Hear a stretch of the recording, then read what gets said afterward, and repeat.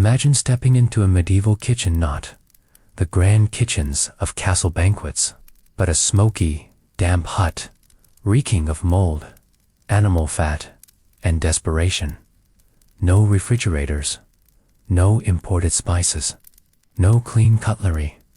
Every meal was a battle not to be full, but simply not to die.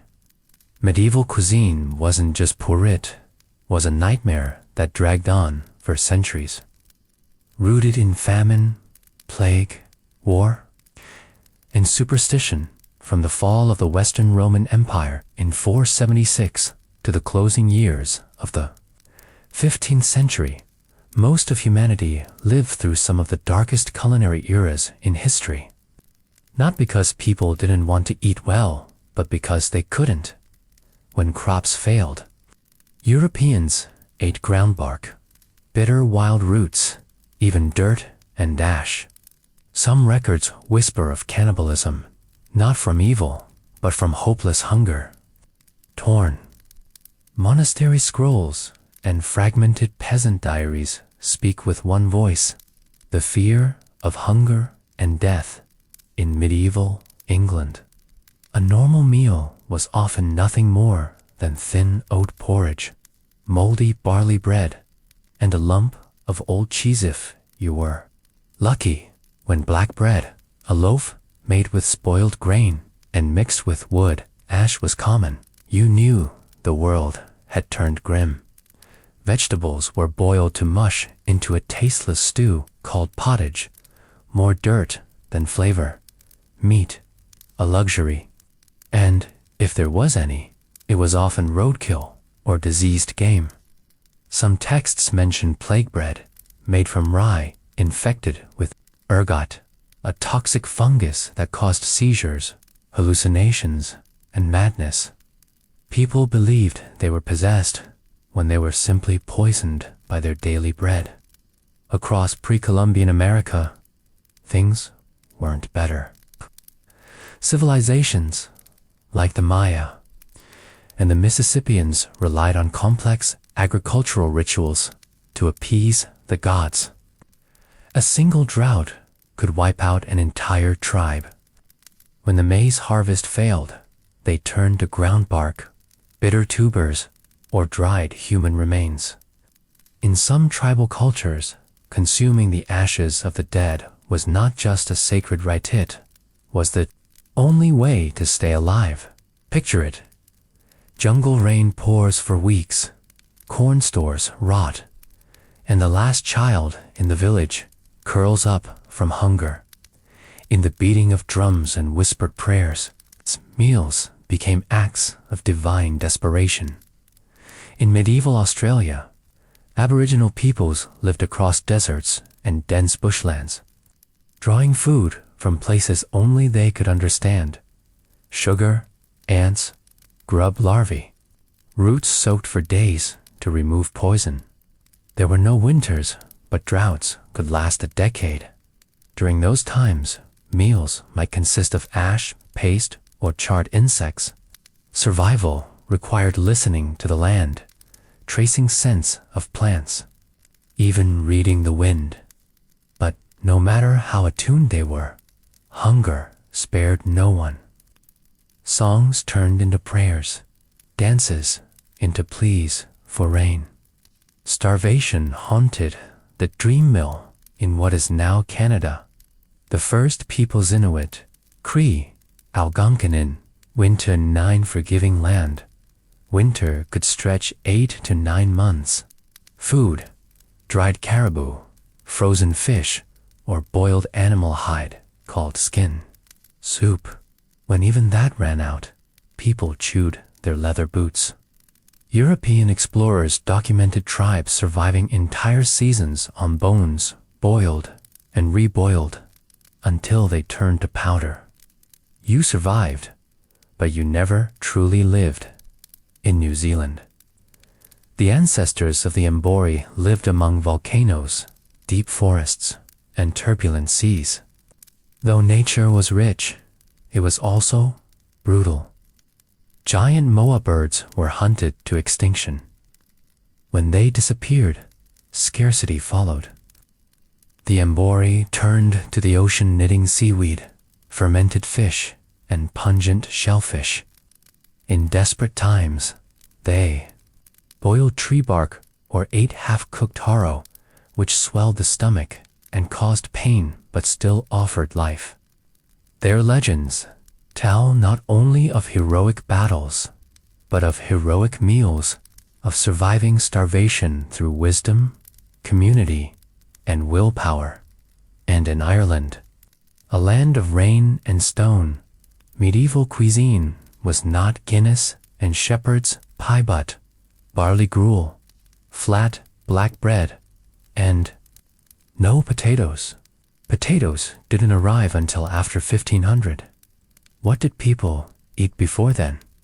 Mostly beer, a bitter barley ground into rock-hard cakes. During famines, people boiled soup from bare bones and added weeds. Ancient texts describe a great hunger in the 10th century where people ate moss, animal dung, and each other. Some monks, trapped in war-torn monasteries, recorded the unthinkable. All of this is just the beginning. If you've ever imagined the Middle Ages as knights in shining armor and grand feasts in stone, halls know this. Outside those doors was a world of hunger, mold, ashes, and despair. So, was medieval food really bad? Not just petit was a silent witness to one of humanity's greatest struggles, the fight to survive in a 1,000-year night. This is from Barbarian stew to plague bread, the miserable food of medieval England, 4761-492, a gentle bedtime journey through forgotten flavors. Close your eyes for a moment and imagine waking up in a small Anglo-Saxon village in the middle of a foggy English morning. The year is perhaps 550. The roof above you is made of straw. The walls of wattle and daub, and the scent of wood smoke lingers in the damp air. There is no bread baking in an oven, no coffee brewing on the stove, no breakfast laid out with color, smell, or flavor. Instead, there is a single iron pot hanging over a smoky fire. In it, a thin grayish gruel bubbles slowly, made from barley or oats, maybe with a few strands of bitter wild herbs tossed in. If you're lucky, there's a pinch of salt. If not, you're about to eat boiled grains in hot water. That, my friend, is breakfast and lunch. And probably dinner too. Food in early medieval England wasn't just bad, it was monotonous, flavorless, and often unsafe. After the Romans left Britain in the early 5th century, they took with them not just roads and architecture, but also a taste for more refined cuisine. Gone were the olive oils, the imported wines, the structured farms, and the kitchen tools that brought variety and subtlety to food. What was left was a land full of uncertainty, harsh seasons, and a need to survive more than to savor. The Anglo-Saxons, who settled in England, brought with them a practical, survival-focused diet. They weren't interested in culinary artistry. They needed calories, not taste. Their meals were built on what they could grow or gather cereals. A few hearty vegetables, occasional meat, and wild herbs. Cereal gruel was the foundation of most meals. Made with barley, oats, or rye, it was boiled into a bland, porridge-like substance. No sugar, no butter, no milk, just water and grain. Sometimes it was thin enough to drink, sometimes thick enough to spoon out. Either way, it was gray, hot, and boring. Yet it filled the belly, which mattered more than anything else in a world where food was never guaranteed. Meat was rare for most people. If you were a peasant, you might see pork or lamb once or twice a year of him during festivals or religious feasts. Most farm animals weren't for eating, but for labor, milk, or wool. Killing a cow for beef, that was unthinkable unless it was old or injured. The meat that did exist was often salted or smoked to keep it from rotting, which gave it a tough texture and an overwhelming briny flavor. Vegetables were available, but limited. People grew what they could: onions, leeks, wild garlic, turnips, and cabbages, usually bitter and coarse. Many plants used were foraged rather than cultivated. Nettles, dandelion leaves, and sorrel were common, added to soups or boiled until limp. There were no tomatoes, no potatoes, no corn. Those crops were unknown in Europe until centuries later. The result was a diet that was low in variety and nutrition, leading to frequent deficiencies. Bread was another staple, but not the kind you'd want to toast. Early medieval bread was often dark, heavy, and full of grit. The flour was roughly ground in stone mills, leaving small bits of stone or sand in the dough. Over time, these particles would wear down your teeth. Archaeologists have found early English skeletons with severe dental abrasion just from eating bread. There was no yeast as we know it today, so fermentation was slow and inconsistent. Some loaves were more like bricks than buns. As for drinks, water was often unsafe. Wells were few, rivers easily polluted, and there was no understanding of germs or bacteria. People drank ale, weak, low-alcohol beer that was cloudy and sour. Children drank it too, as it was safer than water. Wine was a luxury reserved for the church or the very rich. Milk spoiled quickly, so it was turned into cheese or butter when possible. But these were also seasonal. There were virtually no sweeteners. Honey was the only source of sugar, and it was rare and precious. Spices were either unknown or unattainable for common folk. Black pepper, cinnamon, nutmeg. These were exotic luxuries from distant lands, carried over trade routes that no longer functioned after Rome's collapse. Salt was valuable and had to be mined or harvested from the sea. It was used sparingly and often reserved for curing meat rather than seasoning food. Dining habits themselves were simple. Most people ate with their hands, sometimes using a knife. Plates were wooden or ceramic, if they existed at all. In poor homes, meals were shared from a single bowl. Forks had not yet arrived in England.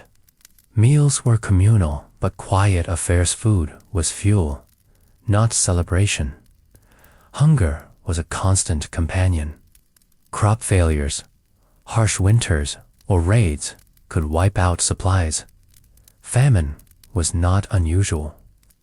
In lean years, people resorted to eating acorns, tree, bark, or even animal hides boiled into soup. Malnutrition was widespread. Children often died young, and adults rarely lived beyond their 40s. Despite all this, there was a kind of rhythm to it all. The year was divided into seasons of planting, tending, harvesting, and preserving.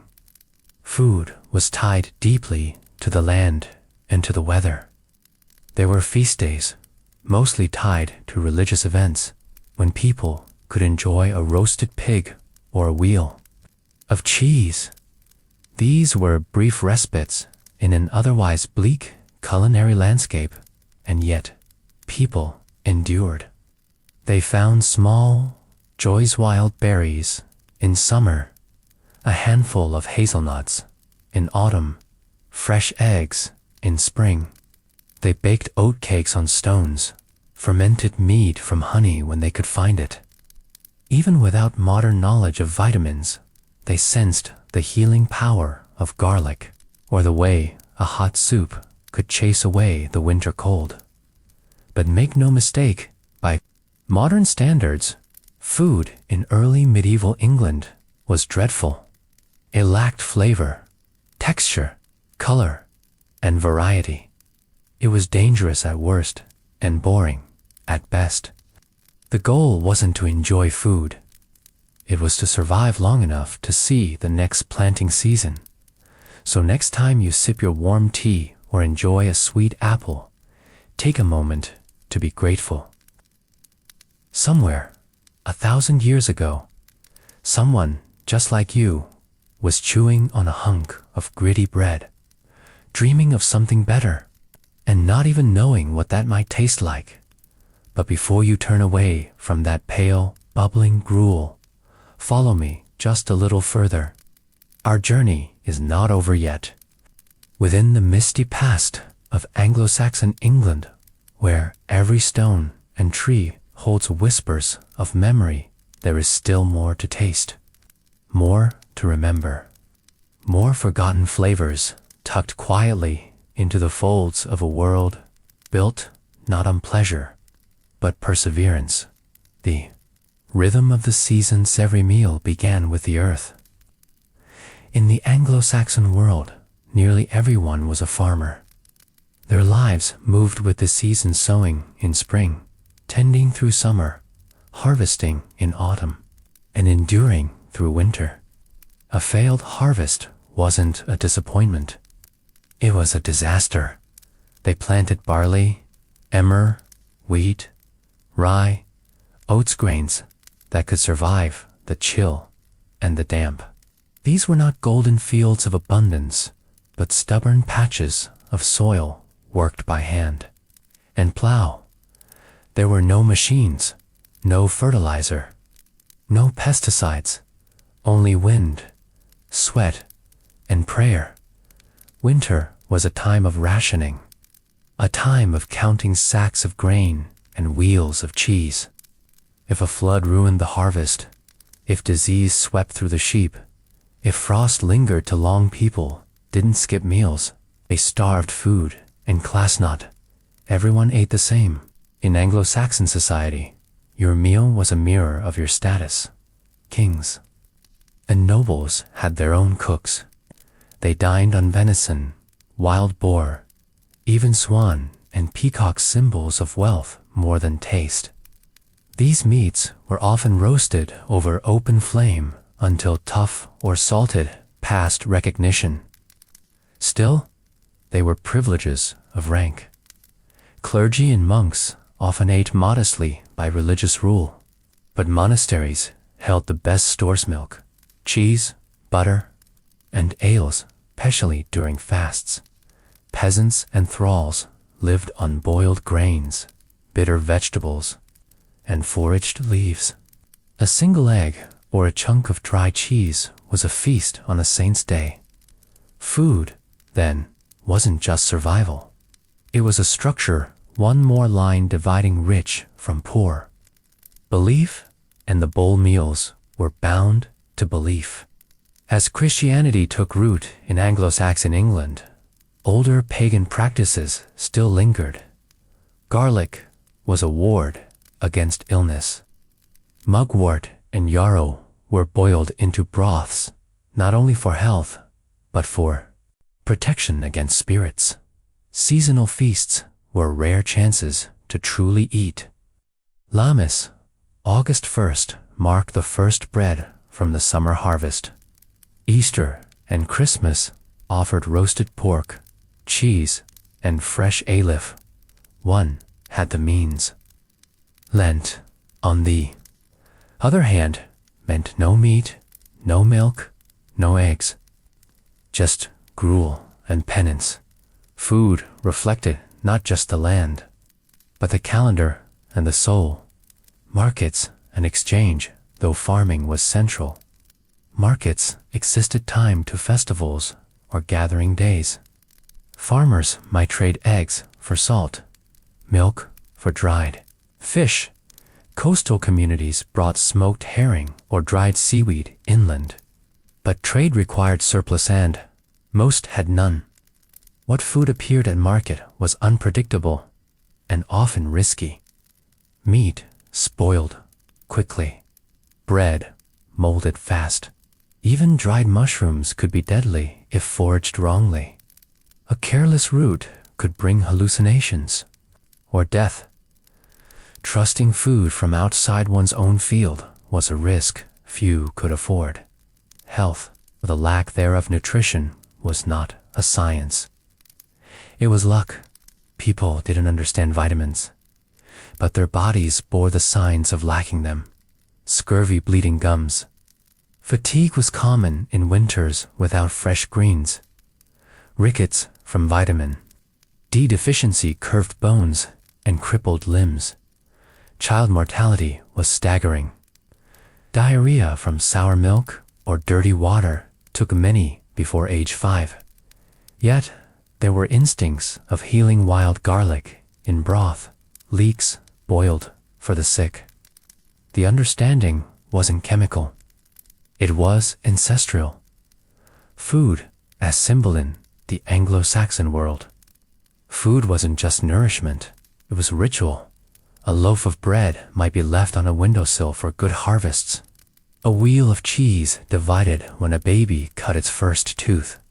Crumbs tossed to birds during All Hallows, a gesture to ancestors long gone. Even hunger had meaning. Too fast was to cleanse. To share a last crust with a neighbor was to pray without words. Echoes in the modern date may surprise you to know that modern British food still bears traces of this era. The morning oat porridge, now topped with honey and berries, is the polished cousin of ancient barley gruel, the tradition of drinking ale with meals once practical, now cultural. Hearty meat pies, blood puddings, salted meat secos of scarcity, now transformed into cuisine. Anglo-Saxon food didn't vanish. It evolved. It sweetened, seasoned, and softened, but its bones remain. A sleepy tale of boiled meats, stale bread, and an unforgiving table. The year is 1174. The Normans have ruled England for over a century now. Castles rise above valleys, stone churches, the landscape, and the scent of iron and hay floats in the wind. But if you're wondering whether food has finally become something to look forward to, the answer is not really. The Norman conquest brought changes, architectural, political, even linguistic, but it didn't bring flavor. Not yet. While the aristocracy began indulging in more complex meals, the vast majority of people still lived and ate the way their Anglo-Saxon ancestors did, with caution, repetition, and very little seasoning. Start with the basics. Bread was still the heart of every meal, but it came with new class distinctions. The rich enjoyed white bread, made from finely sifted wheat flour, rare luxury that required laborious milling. The poor, meanwhile, continued to eat coarse, dark rye or barley loaves, dense and heavy, sometimes baked on stones or hearths, sometimes simply dropped in ashes and dusted off later. Teeth still wore down. Bread still cracked molars. But no one dared complain because, without bread, there was nothing. Soups and stews were the next staple, still made from whatever was available. They were called pottages, a cudgel term for any hot, wet mixture of grain, vegetable, and, occasionally, meat. If you were lucky, your pottage might contain a piece of bacon or rabbit. If not, it would be made of peas, beans, leeks, cabbage, and onions boiled until they surrendered their color, their texture, and most of their will to live. Pottage was warm, filling, and best of all, stretched far. As towns slowly expanded, markets offered a few more ingredients. But fresh produce was seasonal. You didn't eat a salad in December. You didn't find apples in May. What you had was what the earth gave, and only when it gave it, and meat. It remained a dream, unless you were part of the nobility or a monastery. Meat was a festival food, and even then, the preparation was often brutal. There were no thermometers, no tenderizers, no glazes. Meats were boiled, roasted, or stewed usually, to the point where you could no longer tell what animal they came from. Goose was popular when available. Beef was salted and preserved, rarely fresh. Fish, especially salted herring or dried cod, was everywhere, but it was stringy, dry, and tough. It had to be soaked for hours just to be edible. Yet, even this was a privilege. The church declared over 150 meatless days per year, pushing people to eat fish, vegetables, or simply fast. And with no refrigeration, no canning, no understanding of bacteria, most food spoiled quickly. People learned to accept the taste of rot or disguise. Enter, ... Spices. The Norman elite loved spices. They imported pepper, cinnamon, cloves, and even nutmeg, all the way from the Middle East or Asia. These were so expensive that a small bag of pepper could buy you a cow. Nobles used them lavishly not to enhance flavor, but to flaunt wealth. They doused meat with sauce made of vinegar, stale bread, wine, and exotic spices, creating a flavor that was intense, sour, and unlike anything we'd recognize as delicious. The poor didn't have spices. They had salt barely. Sometimes they used wild herbs like parsley, sage, or nettle leaves to add something green. But on most days, food remained what it had always been: brown, boiled, and bland dotted desserts. Only in noble homes. There, you might find honey cakes, date-filled tarts, or sweetened almond paste, carefully shaped and colored. But these were reserved for feasts, and few people ever tasted them in peasant homes. The end of a meal might be a crust of bread soaked in thin ale, or maybe a boiled apple if it was harvest season. Sugar, still an exotic import, remained almost mythical, kept in locked boxes, treated like medicine, and consumed like treasure. Breakfast didn't exist as we know it.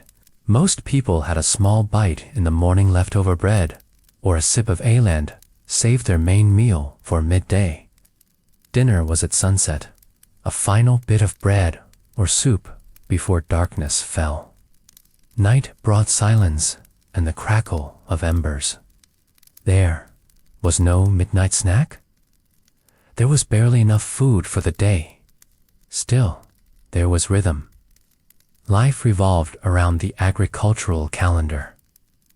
Lent, Easter, Michaelmas, and harvest festivals provided rare chances to eat well.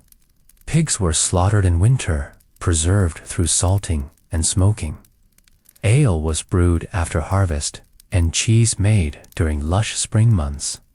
It wasn't gourmet, but it was tradition, and tradition was comfort. Most people ate with their hands. Spoons were common, knives were shared.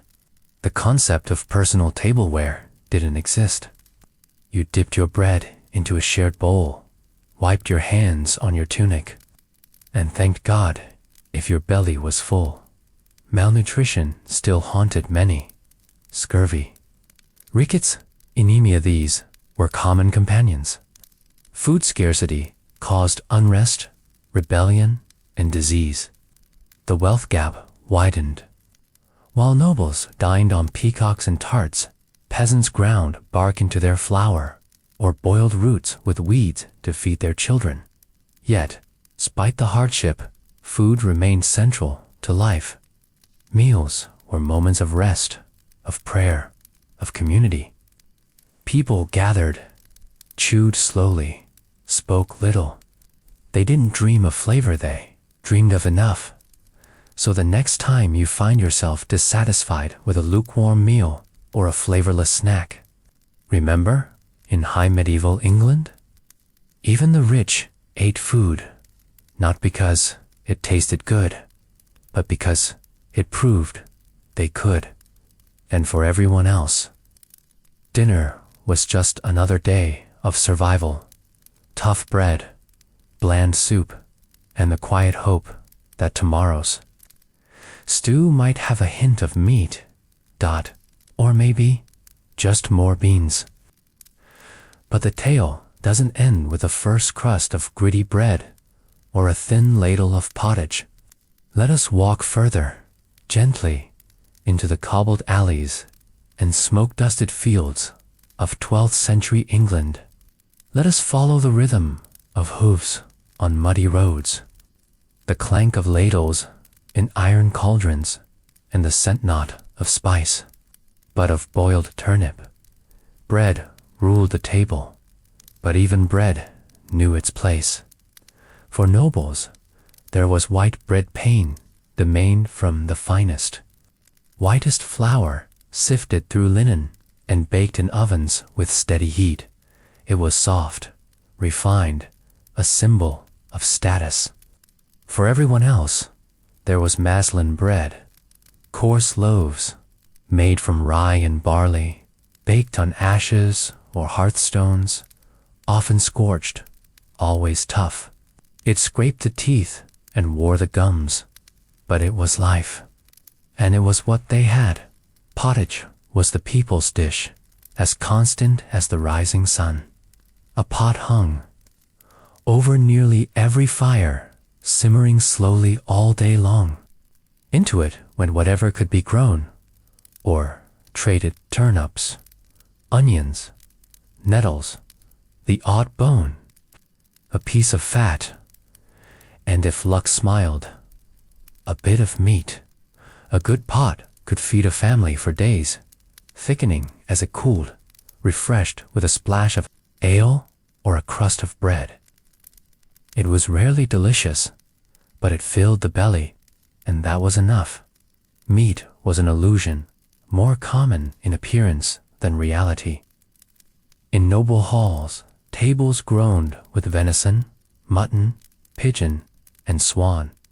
These meats were not always well cooked or flavored, often stewed or cloaked in sour sauces made from vinegar or old wine, but they spoke of power, not pleasure. For peasants, meat was rare, a celebration perhaps, a ham at Yuletide, or a small hen at Michaelmas. Butchers were costly, and preservation was difficult.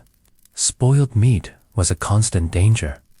Fish stepped in where meat could not, salted, dried, or pickled, especially on the many days when the church forbade meat. Herring became precious, a lifeline wrapped in brine. Peasant gardens were small and vital. They yielded leeks, garlic, onions, cabbage, beans, and herbs like parsley and marjoram. The leek, in particular, was prized not for flavor, but for its toughness in cold months. These gardens, often the only source of green through winter, were supplemented by foraging. Wild sorrel, nettles, and wood herbs gave bitter depth to stews. There was no Mediterranean bounty here, just roots, leaves, and the scent of damp earth. Water was feared. Ale was trusted. Even children drank it, brewed from barley and sometimes flavored with herbs like bog myrtle. Ale was food in liquid form. It nourished the hungry, comforted the tired, and brought families together. Nobles had wine sour, imported unreliable. Peasants drank from the same ale barrel each evening, warm and familiar. Salt, like gold, was precious. It preserved pork, fish, and even butter. A pinch in the pot was a luxury. Spices, pepper, ginger, saffron, sugar were locked away by nobles, more treasure than seasoning. The poor found flavor in smoke, fermentation, and what little they had: garlic, vinegar, a boiled apple. These were their victories, small but rich with meaning. Dessert was a foreign idea to most. Honey tarts, almond puddings, fritters with sugar existed only in castle kitchens. Honey was rare and fiercely protected. For peasants, sweetness came from a baked apple or a pear, a crust dipped in warm ale, and it was enough. There were no forks, yet meals were eaten with fingers, with shared knives, with spoons carved from bone or wood and passed down through generations. Bread served as spoon and plate. Meals were quiet, communal, grateful. Families huddled close by the hearth, not speaking much, just chewing, passing bowls, and giving thanks for warmth, for something in their mouths. But the food left its mark. Rickets bent bones, scurvy loosened teeth, malnutrition stunted children. Flour, ground poorly, and sometimes with bits of stone, wore down the teeth until they cracked or fell away. Many children did not survive their early years. A harsh winter could mean the end for an entire village. And still, life went on, yet the year brought more than hardship. It brought rhythm. Lent was lean, but Easter meant eggs and cheese. Harvest brought bread and celebration. Winter slaughter meant jars of preserved fat and salted meat. Feast days were the people's holidays, the rare moments when forbidden foods like honey, fat, or fruit found their way to the table. Those days were remembered long after their tastes had faded, and so they ate what they had, when they could, with empty plates, with foul fish, with hungry hope. This was the quiet rhythm of survival in medieval England, a slow and sleepy tale of empty plates, rotten fish, and hopeful hunger. By now, one might think things were getting better. After all, it's the 14th century. Towns are larger. Markets are busier. The royal court is grander. But for most people, nothing on their dinner plate had really changed. If anything, food during the late Middle Ages became even harder to enjoy, not just because it was bad, but because it was. Often, not there at all. Let's begin in 1348. The Black Death has just reached England. In less than 2 years, nearly half the population is gone. Farmers, bakers, butchers, milkmaids, grain haulers, everyone. And with them goes the fragile balance of food production. Fields are left unplowed. Cows die in their pens. Bread ovens go cold. Markets empty. Suddenly, even the bland pottage of yesterday feels like a lost luxury. If you were alive and lucky, food might still come. But everything was harder to find. Bread remained a staple, but grain prices soared, and flour quality plummeted. Bakers added anything they could to stretch the dough: ground beans, peas, even powdered chalk. The result: loaves that were dense, bitter, and sometimes even dangerous to eat. People turned to rye bread, cheaper but risky. In wet seasons, rye carried ergot, a toxic fungus that caused hallucinations, convulsions, and even death. They didn't know what caused it. They just called it St. Anthony's fire and prayed it wouldn't strike. Meat, already rare, became more elusive. Many animals died with their caretakers. Others were stolen or slaughtered in panic. Forest laws relaxed slightly. Some peasants hunted illegally. A bit of rabbit, a pigeon, even a hedgehog. Anything that moved became potential stew. Yet, even when meat was available, it was preserved poorly.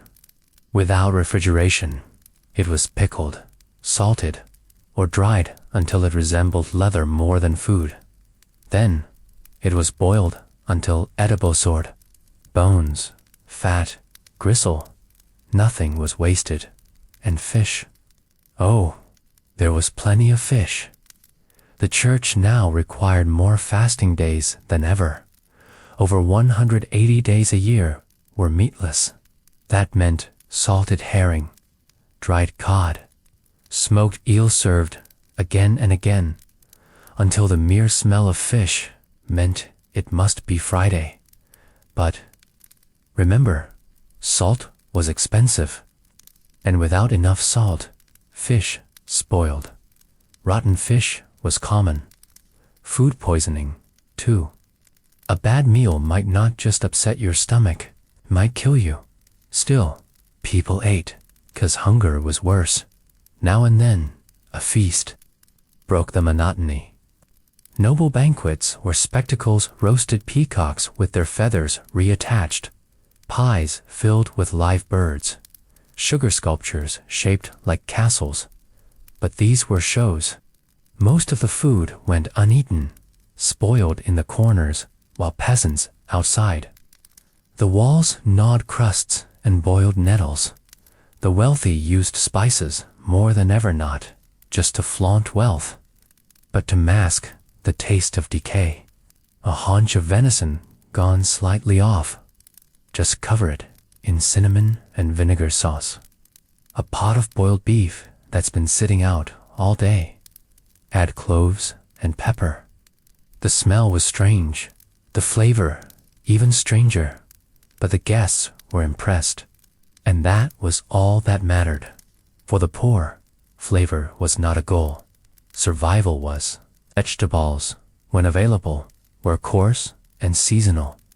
Turnips, parsnips, onions, and wild greens made up the base of every pottage. Occasionally, a bit of cheese or bacon was added, but often it was just water and roots, and salt if you had any left. Winter was brutal. Without proper storage, food ran out. People relied on preserved beans, dried apples, hard cheese, and stale bread dipped in thin broth.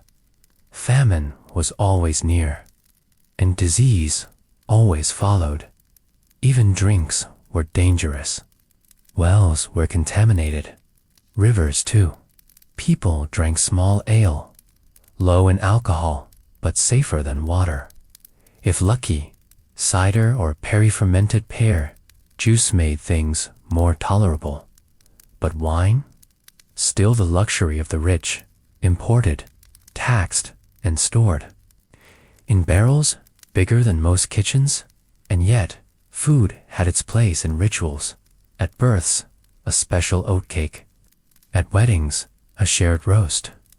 At funerals, bread and ale given to mourners. The kitchen, humble as it was, marked the milestones of life and death.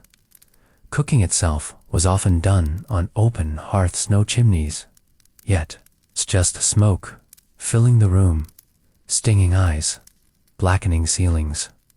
Women cooked in thick wool, bent over flames, stirring pots for hours. There were no recipes, just memory, instinct, and necessity. By the 1400s, things began to shift. More towns, more trade, more variety, but not for everyone. The rich dined on swan and sweetmeats. The poor still dreamed of a meal with meat, and so the gap grew. And so did the hunger. Even as the wars of the roses tore the land apart, people still planted barley, harvested onions, stirred pottage, and prayed. Because no matter who sat on the throne, they still had to eat. Or try. And you, lying there now in your soft bed, might wonder what it was like to live then. To chew hard bread in a smoky room, to eat salted fish 5 days a week, to feel hunger as constant as breath. You may never know that feeling. Panadato, in itself, is a feast. Let's stay just a little longer in this smoke-filled world of quiet hunger, beyond the Black Death, beyond the noble banquets and ash-covered loaves. There is more to tell because the food of 14th and 15th century England didn't merely reflect poverty. It reflected everything: power, faith, fear, survival. It was a mirror of the Middle Ages itself, mud-streaked, cracked, and always just barely full. The labor crisis and shifting land after the plague, the labor shortage changed everything. Entire villages vanished. Fields lay fallow for the survivors. This was both curse and opportunity. Many peasants negotiated better conditions, more land to farm, less rent to pay. But with fewer hands to work the land, production remained fragile. Crop rotation was still primitive. Soil exhaustion was common. A bad season meant hunger, even after the worst of the plague had passed. New tools arrived, better plows. Metal-tipped spades, but technology couldn't outpace the wind, frost, or rain. Bread, reimagined bread, remained central, but its form evolved. The best white bread was now called manchet, soft, carefully baked, served to nobility. Town bakeries produced it daily for those who could pay. For others, cheap bread and coarse loaves filled the shelves. Mixed grain, dark and chewy, sometimes baked with lentils, peas, or even sawdust. Regulations existed, laws against adulteration, but they were hard to enforce. Hungry people ate what they could. By now, towns had bakers' guilds, ovens lined in brick, and bread inspectors. But none of that helped in winter, when grain was low and loaves grew thin. The rise of recipes, but not for all, for the first time. Cookbooks emerged, manuscripts like the Psalm of Curie, commissioned by royal kitchens. They listed elaborate dishes: almond milk stews, saffron sauces, roasted cranes, even jelly made from boiled pig's feet and wine. But these recipes weren't for the common cook. Most people still stirred by memory, by feel. Their kitchen had no instructions, just a pot, a ladle, a fire, and whatever they could find. Pottage still ruled, but now sometimes flavored with ale or vinegar. Peasants added garlic or wild thyme. A good day might mean a scrap of sausage. A bad day meant boiling grass. Fish and faith at church tightened its grip on food. Fasting days increased, especially during Lent and Advent. That meant more fish salted, dried, smoked, or pickled. The oceans became highways for herring and cod in towns. Fishmongers sold barrels of preserved fish, fish often already spoiling. Smells thickened the air: brine, rot, wood smoke. Boiling the fish didn't remove the odor, it only made it hot. Eel, pie, lamprey stew, and jellyfish in vinegar were served at noble tables. Meanwhile, the poor boiled river fish with onions and prayed the bones wouldn't kill them. Cheese, butter, and animal fat dairy became more common. Cheese, especially hard cheeses like cheddar, began to appear in the 12th century and became staples by the 14th, but milk turned sour fast. Without cooling, it was churned into butter or curdled into soft cheese. Whey was fed to pigs. Butter was rare in cooking, used more as spread or for religious fasting alternatives. Animal fat, beef, dripping or lard was the cooking oil of the time. Olive oil was unknown. Rich households might have goose fat. The rest cooked in smoke and grease. Feasts and famine, the contrast between rich and poor, was never more stark than at mealtime. A noble wedding might include roast deer, pastry swans, and sugar castles. Tables groaned under dishes. Peacocks were roasted and dressed back in their feathers. Fruit tarts glittered with honey and gold leaf. Outside the walls, peasants ate turnips, onions, and barley mash, staring through frost at a world they couldn't touch. Sometimes, during harvest festivals or saints' days, the gap narrowed shared bread, shared cider, but most of the time, the gap widened. Spice and spectacle spices exploded in use pepper. Cinnamon, nutmeg, galangal, long pepper, grains of paradise. They were not used delicately. Meat was rubbed in spice, vinegar, sugar, and wine, overpowering, burning the tongue. The point was to show wealth, not taste. Spices also masked rot. A haunch of mutton gone sour. Smother it in sauce. A suspicious pie. Bake it with ginger and cloves. Common folk still relied on salt if they had it. Some grew mustard, crushed seeds with water or vinegar. Others foraged wild horseradish. Flavor, for most, was still a distant dream. Eating together, eating poorly by now, tables were more. Common planks on trestles, covered in cloth. Nobles had trencher stale bread slabs used as plates. Peasants shared wooden bowls. Everyone ate with fingers or shared knives. Spoons were common for pottage. Meals were quiet. Talking during eating was frowned upon. Manners slowly emerged. Wipe your mouth on the tablecloth. Don't reach across. Don't throw bones on the floor. Less, it's a feast. Preservation and storage with trade expanding. Storage mattered more. Grains were kept in sacks, hung from ceilings. Apples and pears were stored in straw or sand for winter. Beans, lentils, onions were hung in braids or sealed in clay pots. Meat was salted or smoked. Bacon hung from rafters. Ale was kept in barrels. Wine in casks if you could afford any, but nothing lasted forever. Rats, mold, moisture, theft all threatened supplies. A family could lose a winter's food in one bad storm. Disease, famine, and stomach acheness and food were intertwined. Dirty ale caused gut rot. Poor bread caused jaw pain.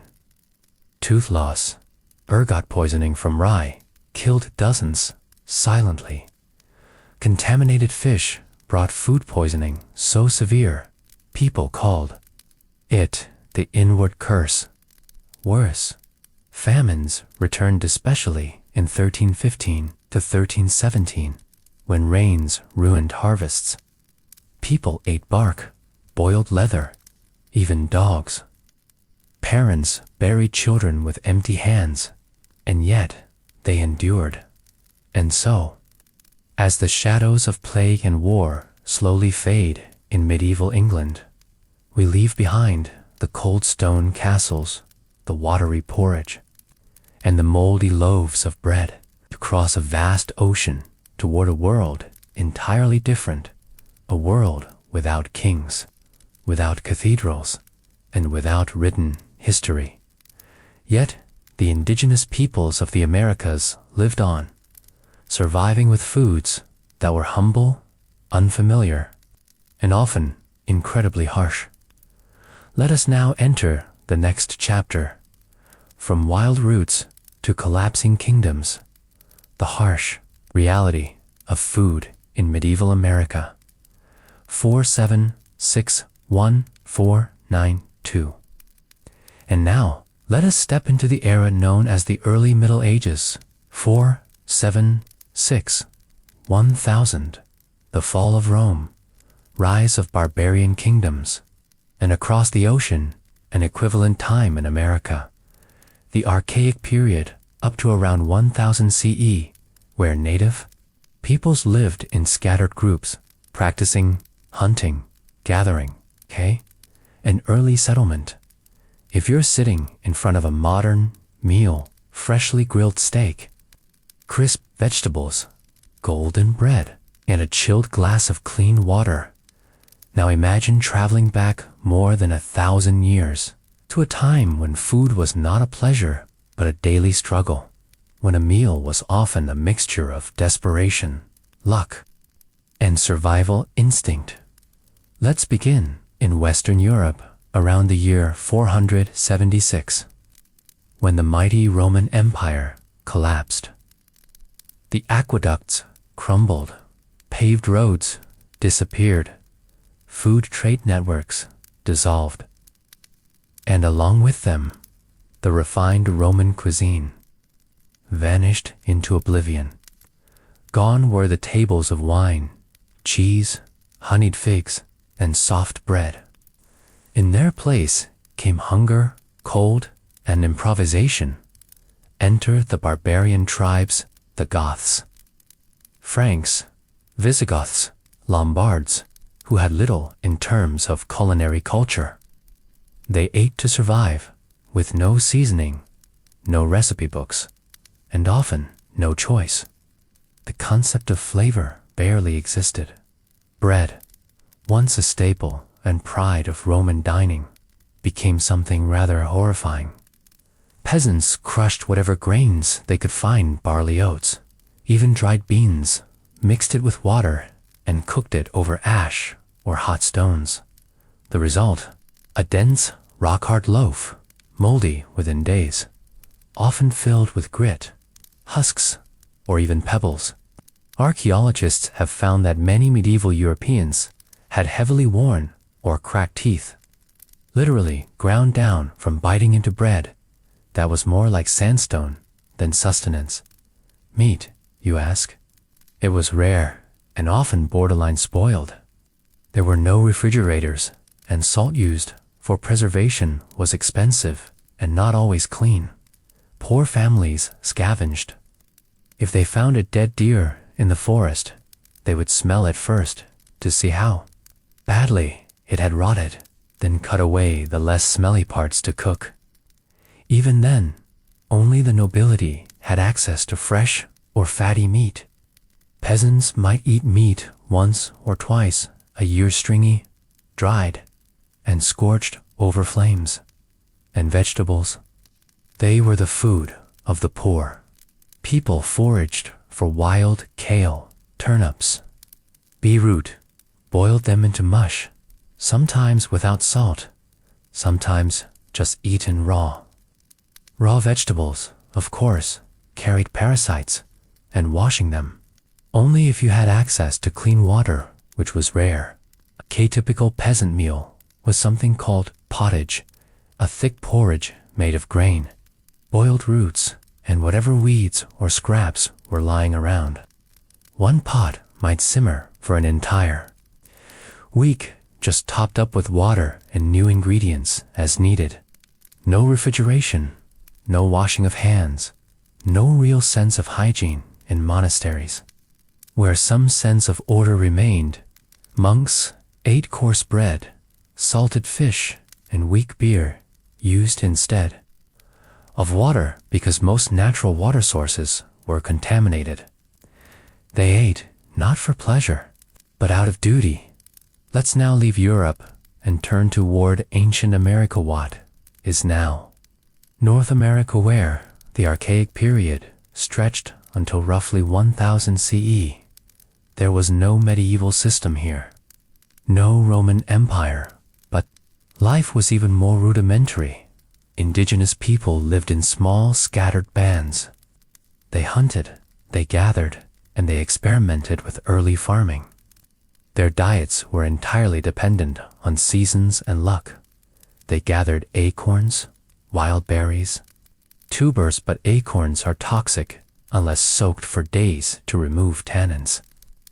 How many must have died or become violently ill before that trick was passed down?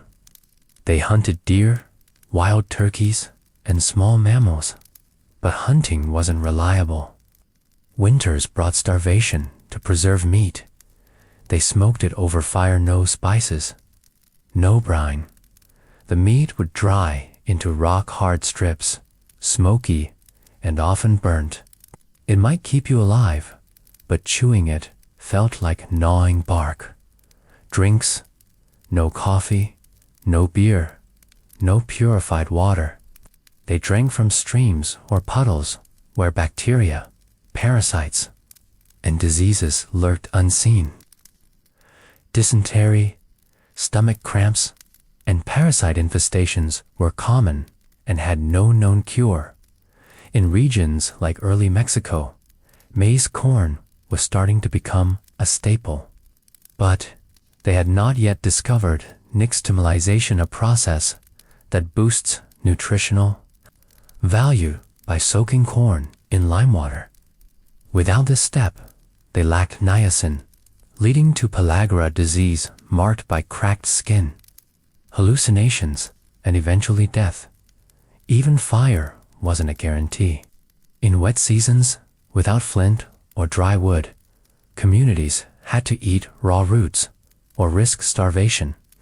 Boiling only if you had a pot, and pottery was not common or affordable for all groups.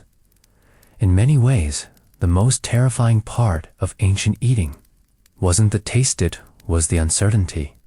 Will this root poison me? Will this water give me fever? Will there be food tomorrow? There was no storage, no sanitation, and no doctors to help if you ate the wrong thing.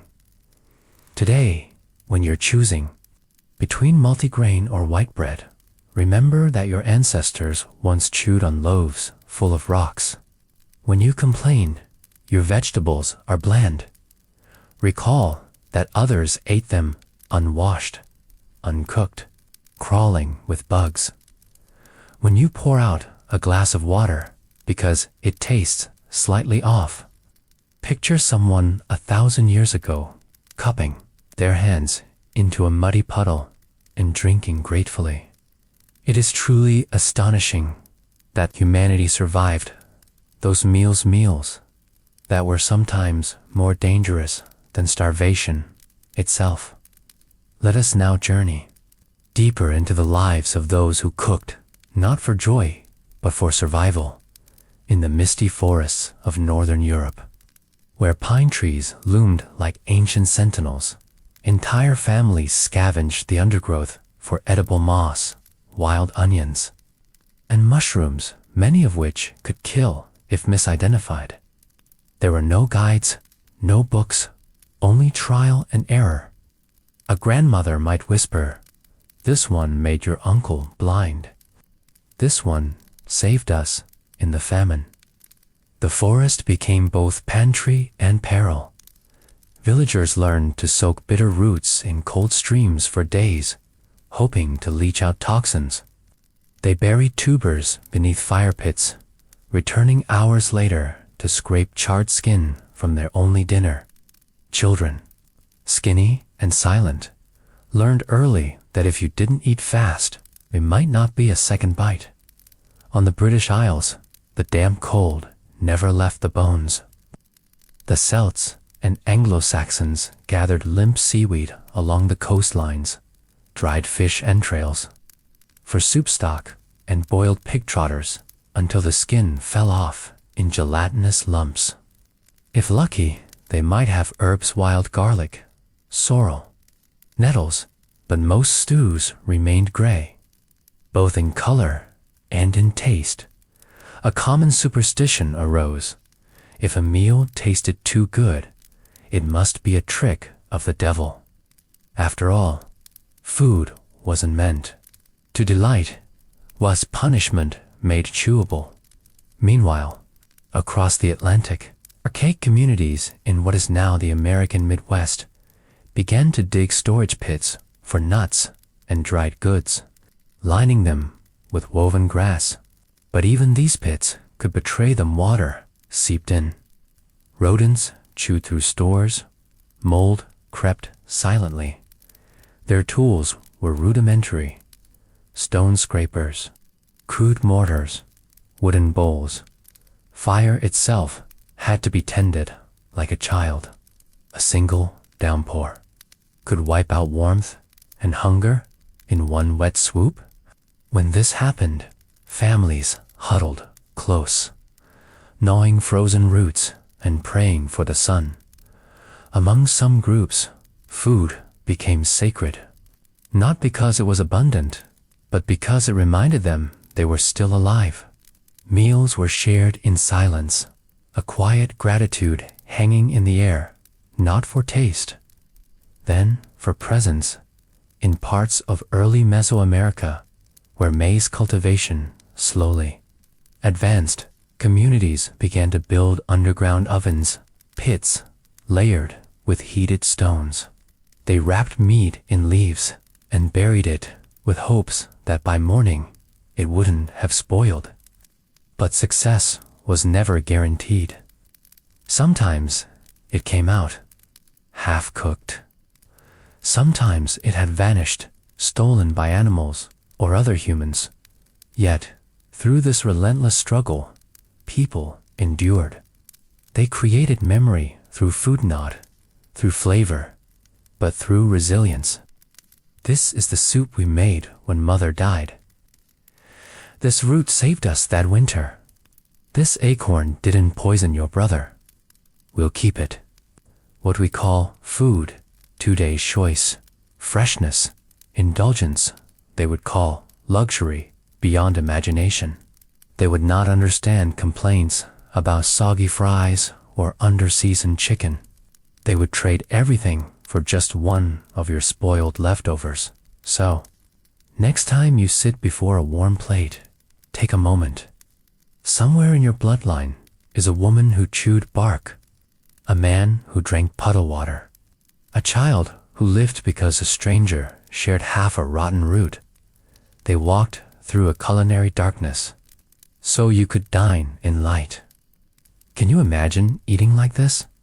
A true story of food in ancient America. Can you imagine a meal with no sugar, no refined salt, no milk, no bread, no cast iron pots, no forks or spoons, and of course, no dessert?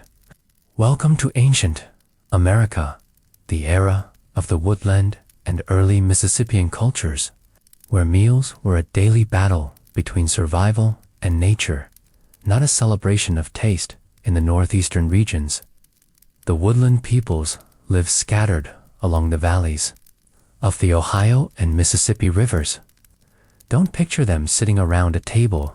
They squatted by a smoky fire, chewing on thick corn mush cooked in buffalo skin pouches with hot stones thrown inside. Meat, extremely rare. Occasionally a deer or wild bird, but usually just squirrels, rabbits, or if you were unlucky, turtles. The meat was roasted on sticks, unseasoned, unsalted. What did it taste like? Smoke and leftover burnt fur. Sometimes they didn't even bother skinning the animal. It was too much effort. The meat was rubbery, full of sinew. And if you imagine the taste of a scorched tree branch, you're pretty close. And grains. They had corn, but not the golden plump corn you buy in supermarkets today. It was small, hard, with shells as thick as stone. To eat it, they had to roast it, crush it with stone tools, hand separate the husk, then cook it into a thick gray paste. Many just called it mush, sticky, slightly sour, and barely edible, and vegetables. Yes, wild greens tree, roots, and young leaves. But most tasted bitter, fishy, or were just hard to chew. The most common green was amaranth leaves, a type of wild weed that tasted like water, spinach, left to rot overnight. Sometimes they dug up water yams, but raw ones were hard as rocks, and even after roasting, the outside would char black, while the inside stayed raw. Two choices: eat it raw, like chewing soggy wood, or burn your mouth with charcoal and cooking. You'd be surprised they didn't have pots. Mississippian people in the southeastern regions used clay pots, but they cracked easily and couldn't hold much. Most meals were cooked in animal skin sacks or earth pits, using fire-heated stones to boil. That meant food was sometimes icy, cold, other times burned to ash, never evenly cooked. Spices. Forget it. No salt, no pepper, no chili. Occasionally they used alkaline ash from burnt wood to soften the corn, meaning to make it slightly less chewy and raw.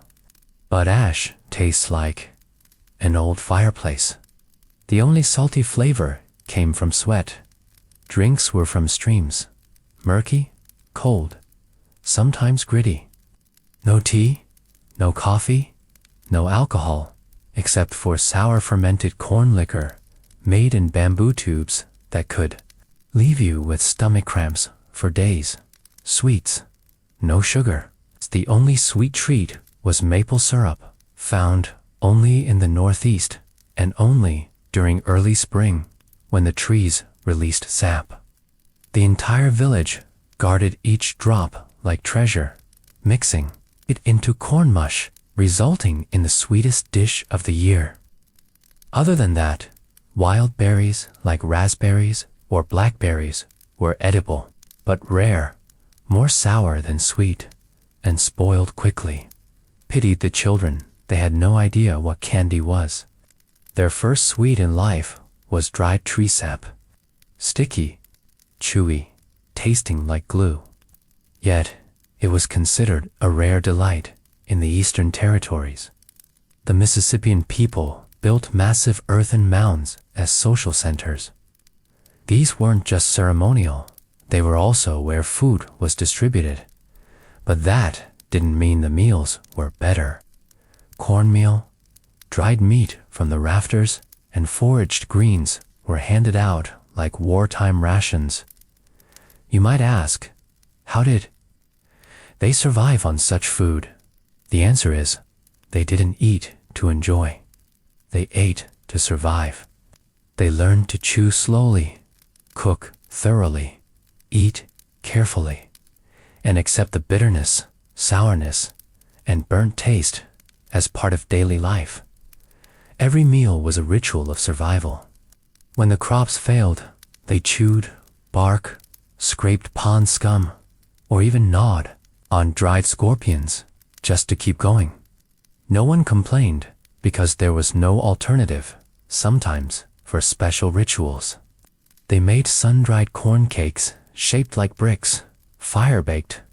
The outside hardened like stone, the inside crumbled like sawdust. One cake could take 30 minutes to chew. Still, it was valuable. It lasted long and didn't need reheating from these meager meals. Perhaps you'll understand. Our modern world, even with a slice of bread or a bowl of instant noodles, is a luxury. In the past, especially in ancient America, during the woodland and Mississippian times, food didn't mean fullness. It meant an endless battle with nature and poverty. Food was so terrible, no longer qualified as cuisine. It was survival, fuel, a symbol of how tough people had to be to get through each day. But if you think life along the Mississippi Valley was already bad, imagine the mountain tribes in the Appalachians or the Great Lakes region. Winter there was brutal. They couldn't grow corn year-round, and summer floods wiped out anything. They managed to gather, instead of hot meals, they often ate cold stones, not like ice cream. These were actual stones sucked on during long fasting days to trick their stomachs into feeling full. Some even dried wild roots, ground them into powder, and stirred them into muddy water to create a tasteless slush called live powder, just to survive. The cultures like the Hopewell ancestors of the woodland people had long-distance trade in shells, gemstones, and animal hides. But sadly, no food trade. Food spoiled too fast, carried too little value, and couldn't travel far. And did you know? The average life expectancy back then was only 30 to 35 years, mainly due to poor nutrition. Children were stunted. Women suffered anemia from repeated pregnancies without protein. And men constantly battled stomach pains from moldy or poorly fermented food. The Mississippians built towns like Cahokia, once home to tens of thousands. But even there, food was a problem. They had systems for distributing food, but not for preserving it. When crops failed, the whole town survived on thin porridge for weeks. Archaeologists even found evidence that some communities may have boiled old leather or dried buffalo hide just to fill their stomachs. And so, in the shadows of the towering earth's mounds, sites of ceremonies, sacrifices, and power, there were also scorched corn pots, bones stripped clean too, white and hunger gnawing into the soul. You see, food in those days wasn't just bad, it was a symbol of endurance. Every corn kernel, every rout, every scrap of smoked meat was a hard-won battle between human will and the unforgiving wild. And how ironic, today we complain that one dish is too salty, another too bland. We throw away half a sandwich because it's a little cold. Meanwhile, 1,000 years ago, Native Americans were chewing roots and swallowing cornmeal mixed with dirt, and never once called it bad. Food wasn't a choice. It was a test. It was the thing that got you through today, so you could have a chance to see tomorrow. Archaeological digs across the Mississippi Valley and the Ohio River Basin have unearthed haunting reminders of ancient diets. In trash pits near Cahokia, one of the largest pre-Columbian cities north of Mexico, researchers found thousands of charred corn cobs, fish bones, broken shells, and even burned animal hooves, proof that nothing edible was ever wasted soil. Analysis shows that early Mississippian farmers practiced monoculture, growing almost entirely maize, season after season. This depleted the soil, leading to poor harvests and chronic malnutrition. Skeletal remains from burial mounds reveal stunted growth, brittle bones, and high rates of anemia, especially among women and children. The over-reliance on maize, without supplementing it with beans or squash, caused widespread niacin deficiency, resulting in a disease called pellagra, which leads to skin lesions, mental confusion, and death in Florida and along the Gulf Coast. Shell middens, ancient piles of discarded oyster and clam shells, tell stories of entire diets based on shoreline foraging. Yet even here, archaeologists have found evidence of parasite infestations in human remains, likely from undercooked or tainted seafood. pottery fragments from the woodland. Periods show signs of thermal shock. Cracks from repeated use over open. Fires suggesting that even the cooking process was a gamble. A pot could crack mid-meal, spilling precious food into the ashes. Some groups circumvented this by using stone boiling, placing hot rocks into water held in animal skin pouches to slowly cook their meals in colder regions. Like the Great Lakes area, evidence suggests that people relied on ice fishing, dried perch, and pemmican, a mixture of dried meat, rendered fat, and crushed berries. While it could last for months, it tasted like sour leather. But it was portable, dense in calories, and often the only source of fat in freezing winters. Curiously, dental remains across these regions tell their own tale. Worn molars, enamel decay, and abscessed jaws. This was caused not by sugar, which was non-existent, but by the gritty nature of ground corn. Stone tools left tiny flecks of sand in the mush, wearing teeth down to stumps. Even the Hopewell people, famed for their vast trade networks, didn't trade food.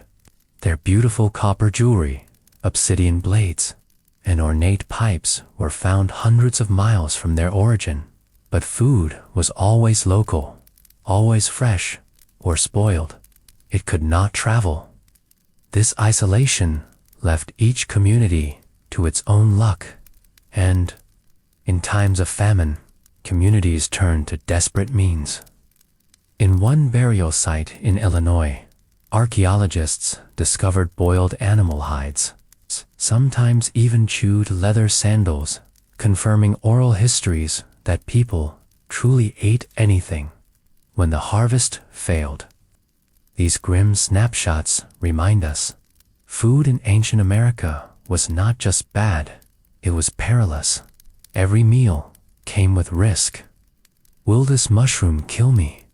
Will this corn ferment the wrong way? Will I wake up tomorrow? Yet through it all, these people built mounds that still stand today.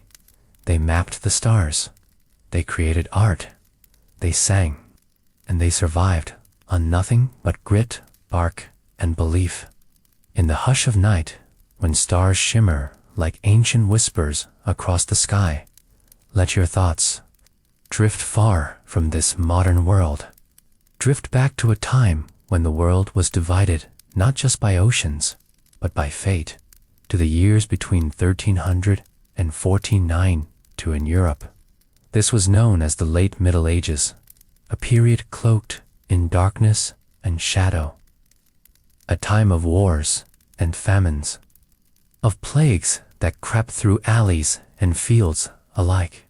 Entire towns fell silent, their hearths cold, their granaries empty. The Great Black Death swept across the continent, leaving fields unplowed and reducing bustling cities to whispers of sorrow. From a population of nearly 80 million, more than half would vanish into silence. Hunger loomed like a spirit at every doorstep. Harvests failed as winters grew longer and summers more unpredictable. The poor, who made up the vast majority, subsisted on black bread made from barley or oats, hard sour loaves that molded within days. Their meals were little more than thin vegetable broths, perhaps with a turnip or onion, if luck allowed. Meat, a rarity, found only on feast days or in the shadows of forbidden hunts. Yet, not all suffered equally. Within the stone walls of castles and cathedrals, the nobility and clergy dined more richly. Salted pork, roasted fowl, wine, honey, and exotic spices, pepper, cinnamon, nutmeg, arrived from the east along the Silk Road, reserved for those who could afford. Lavish banquets stretched for hours, filled with music and ritual. Still, disease knew no class. The water was often foul, food preservation crude, and even the wealthy were not immune to illness born of poor nutrition and tainted supplies. Now, let your mind drift across the vast Atlantic to a land untouched by European eyes, to North America, where a different story unfolded.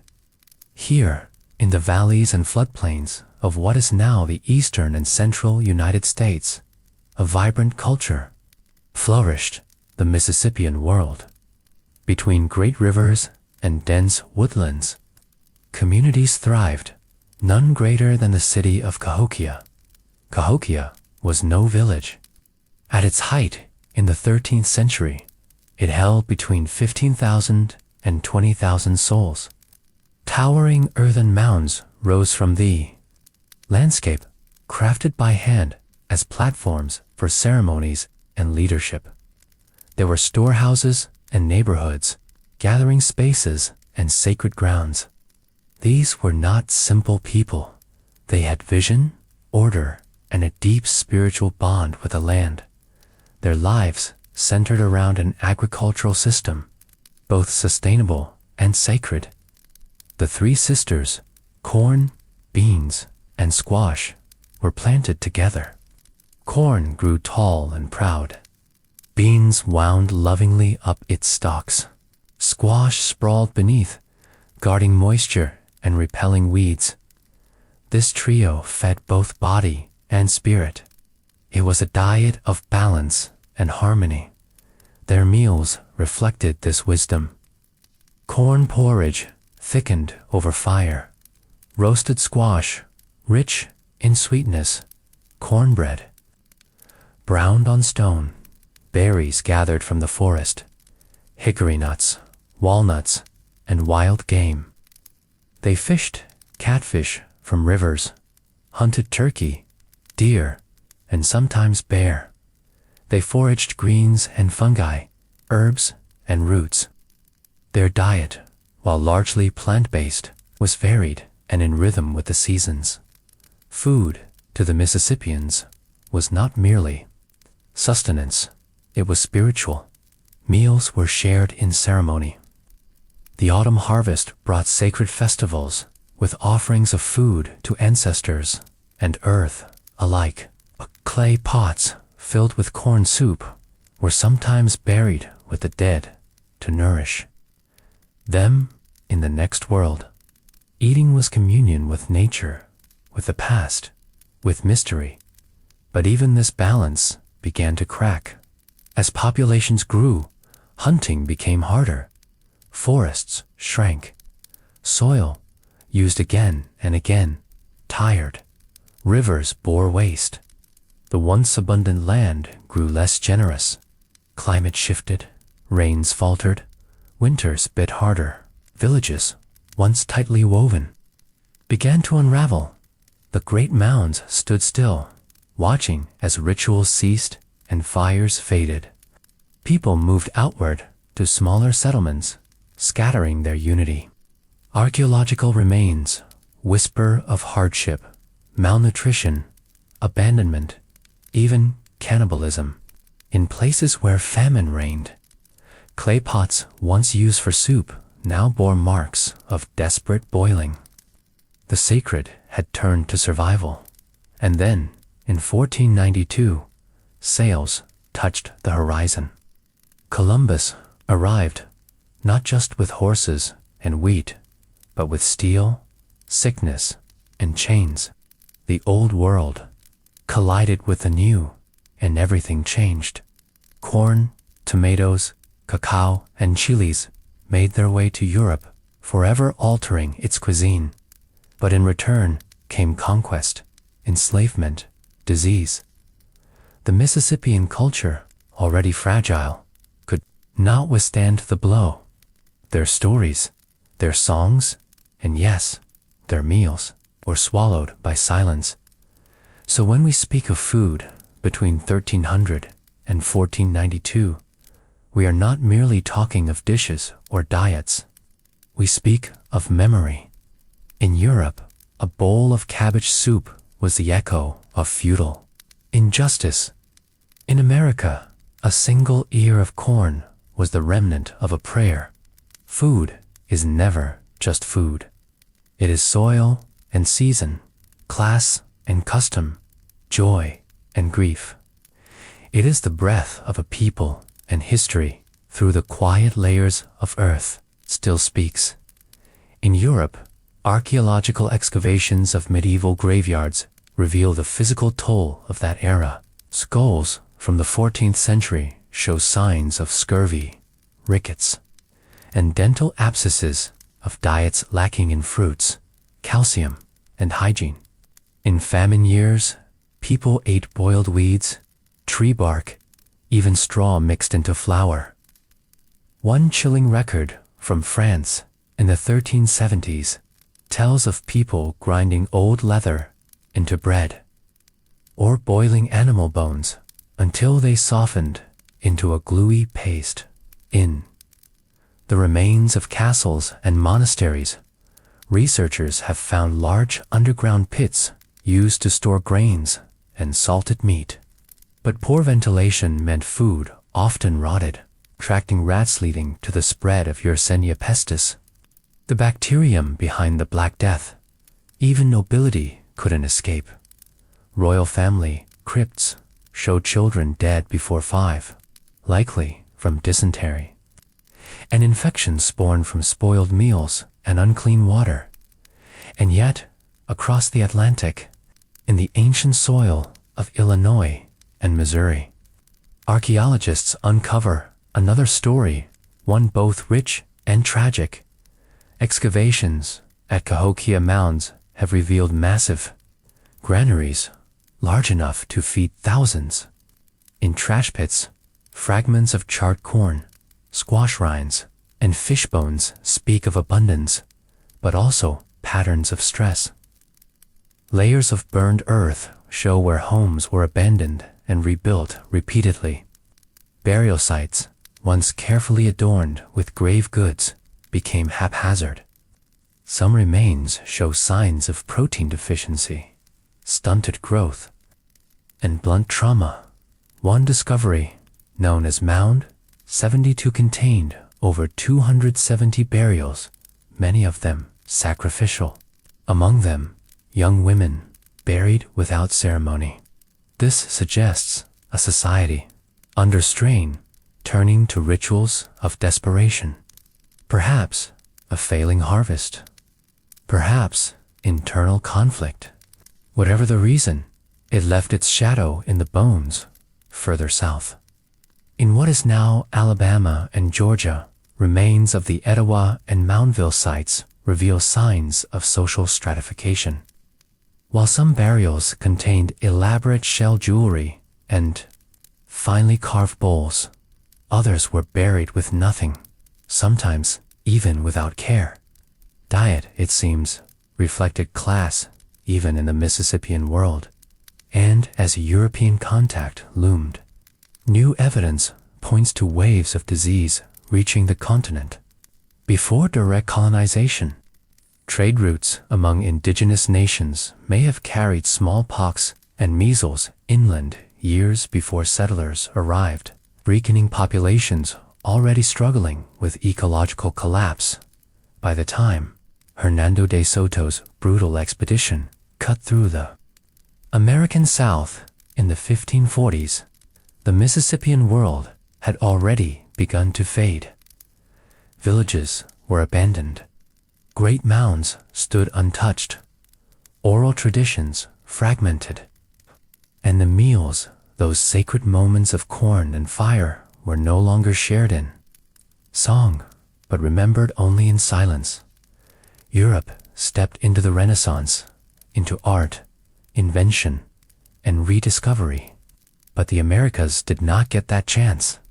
The Renaissance was stilled before it began. Colonization turned meals into commodities, people into property, traditions into curiosities.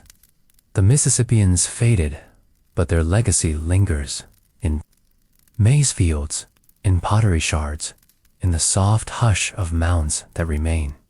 And perhaps as you drift into sleep tonight, you'll carry with you a piece of that world, a taste of cornbread beside a flickering fire, a whisper of nutmeg on medieval air, a memory of two civilizations, once alive, once hungry, and now resting in the hush of history. We now leave behind the great mounds of Cahokia and the silent fields once sown with corn. The Mississippian cities are fading, their trade networks crumbling, their fires slowly dying out. But the struggle to eat, to survive, never truly ends. Half a world away, across oceans and silence, another people were living through their own medieval era.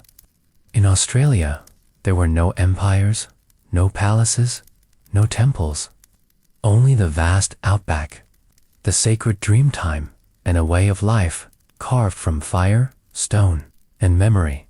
Let us journey there now, to where survival meant fire-roasted insects, scorched roots, and water carried in tree bark. Welcome to the next chapter, Living on Ashes and Insects, the harsh diet of Aboriginal Australia in the medieval era. 4761-492. Medieval food was terrible. A journey into ancient Australia. All heard too much about medieval meals in Europe. Stews that were tough and tasteless, bread as hard as stone, overboiled vegetables stripped of all nutrition, and the rare piece of meat, the harvest, was kind. But today, let's steer away from the cold castles of Europe and journey south to the land of red earth, whispering bushes, and windswept silence sent to the heart of ancient Australia. Imagine walking through the orange dusk of the year 800 CE. There are no towns, no cathedrals, no windmills. Before you stretches a vast, untouched land. You spot a group of Aboriginal families huddled around a fire, smoke rising in coils. The scent in the air? Ash, roots, and something not quite appetizing. This was a time when food did not come from a market, came from the bush, the wilderness, and the grit of human survival. Life for the indigenous communities of Australia during the early medieval period around 476 to 1000 CE was a constant negotiation with nature. There was no large-scale agriculture like in Mesopotamia or China. No rice, no wheat, no reliable grain reserves. Meals depended entirely on what the land would offer. And nature is not always generous, what we call today bush tucker. The traditional diet of Aboriginal Australians may sound romantic, but if you truly lived back then, you'd soon realize surviving on bush tucker wasn't some rustic culinary adventure. It was a daily struggle, a game of life and hunger played under a brutal sun. Morning, roots, and grubs before the sun had a chance to lift the cold haze. Women in the community would walk out with digging sticks, quietly moving through the brush. They were searching for yam daisies, tiny root vegetables with just enough moisture to chew. But don't think of them as plump, sweet potatoes. These were small, stringy roots. You'd need to dig dozens, sometimes hundreds, just to feed your family for a day. When roots were scarce, they searched for witchetty grub's fat, creamy larvae that lived under certain bushes. Rich in protein, they were a prized find. But, let's be honest, biting into a plump, wriggling larva filled with warm, gooey liquid isn't most people's idea of breakfast. Some ate them raw, others lightly roasted them over coals, a delicacy for them, an ordeal for modern taste buds. Noon, lizards and ash cakes. There were no stoves, no pots, Food was cooked by digging a pit in the ground, filling it with burning embers, and burying ingredients under hot ashes. It might be a freshly caught lizard or a paste of crushed macadamia. Nuts shaped into a sticky cake and wrapped in leaves. Lizard meat was mostly bone, with tough, chewy flesh. The skin burned easily. The inside stayed raw, and if you overcooked it, black char on the outside, bitterness throughout.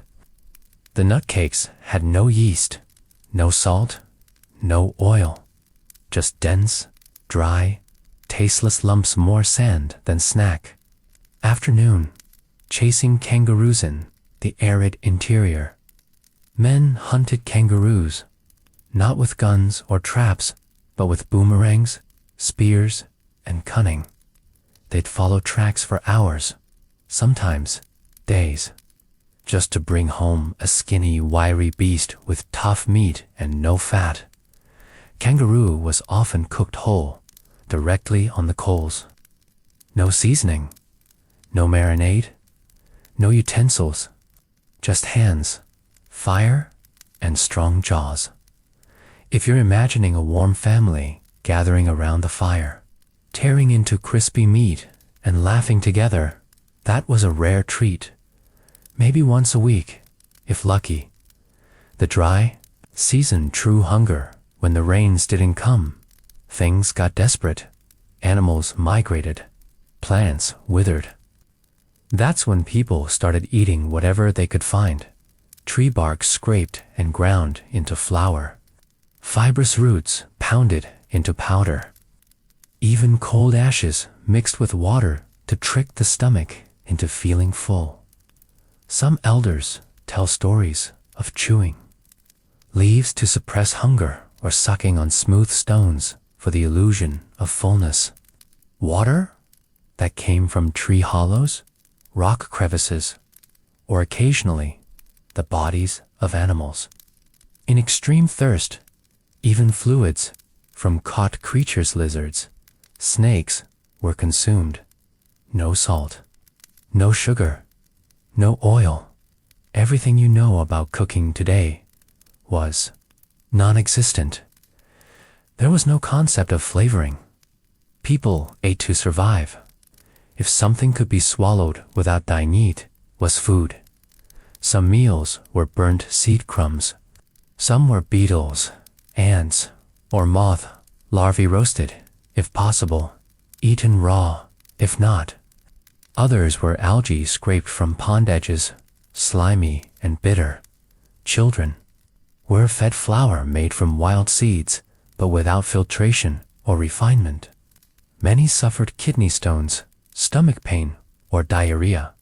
There were no doctors, no medicine, only rituals and rest. They lived slow but ate hard strangely. These communities lived with a calm rhythm. Aboriginal Australians didn't hoard food. They didn't store grain or cure meat. They took what they needed each day and left the rest. Taking too much, they believed, would anger the land. They sang, painted on cave walls, told stories with their voices. But food was never easy. Each meal required hours of digging, hunting, climbing, or tracking. If the rains came late, Devon, a few weeks people starved. And if someone fell ill, they usually died of hunger before the illness itself. There were no green vegetables in winter, no sweet fruits in the dry. Most wild berries were sour, some dangerously toxic unless perfectly ripe. Certain seeds, like those from the cycad tree, were lethal if not soaked in fresh water for days. If someone didn't know the correct preparation, they could die within hours. The food was genuinely awful, but it was all they had. It's easy to joke about people eating ants to stay alive. But for them, which is a survival skill, catching a turtle from a riverbank was a blessing. The turtle was roasted in its own shell. The liquid inside considered soup a luxury. Some people live their whole lives without ever tasting it. Should we complain about bland noodles? As you sit in your brightly lit kitchen with a stove, a pressure cooker, pink Himalayan salt, Parmesan cheese, and cold-pressed olive oil spare. A thought for a woman in Central Australia in the year 900 CE. She's grinding bark into powder, trying to bake a chewy paste for her child. She knows he'll cry, but it's all she has. Food, in those times, was life itself. And to live, they ate whatever nature threw at them, no matter how terrible. This was the early medieval era in Australia. No castles, no knights. Just the bush, thirst, and survival through the worst meals in human history. Not a meal, but a test of survival while medieval Europe struggled with winter famine, war, and plague. Far to the south than what we now call Australia life was no less brutal. There were no metals, no wheels, no domesticated cattle or sheep for milk or plowing. Everything depended on a deep understanding of nature and unyielding human resilience. Aboriginal people didn't live in permanent villages like those in the West. They moved with the seasons, following water and game. Because of this, food was never stored long-term. There were no granaries, no cellars. Everything had to be gathered, cooked, and consumed within a day or it went to waste. Food wasn't just scarce, it was dangerous if misunderstood. The seeds of finger cherry, quandong fruits, and especially the cycad palm, could be deadly without the proper preparation. Some had to be boiled multiple times. Others required soaking in fresh water for up to a week. A mistake meant illness or death within hours. Time was the enemy of hunger. Typical day might begin at 4 a.m. in the faint light before sunrise. Men would take their spears and boomerangs. Women would carry digging sticks and woven baskets. They moved silently through the bush. Any sound could scare off prey or attract something worse, catching a snake. Finding a fish or discovering a clutch of bird eggs was considered a major success after hours of effort, but many days ended in failure. And hunger, though constant and gnawing, lingered across the camp. Children weren't given special meals. There were no kid-friendly portions. Even the sick and pregnant had no extra. Everything was shared. Every root split. Every scrap of meat divided. Every bite had to be chewed carefully to extract what little nutrition it offered. Food culture of dirt. Fire and blood, there were no spices. No sauces. Salt, when found, came from dried animal skins or mineral deposits in the soil. Everything tasted like smoke because everything was cooked over hot coals or buried in ash. Snake skins, wallaby meat, wild pig intestines, or possum. Fat nothing was wasted. Some animals, like river turtles or catfish, were roasted whole in their shells or skins.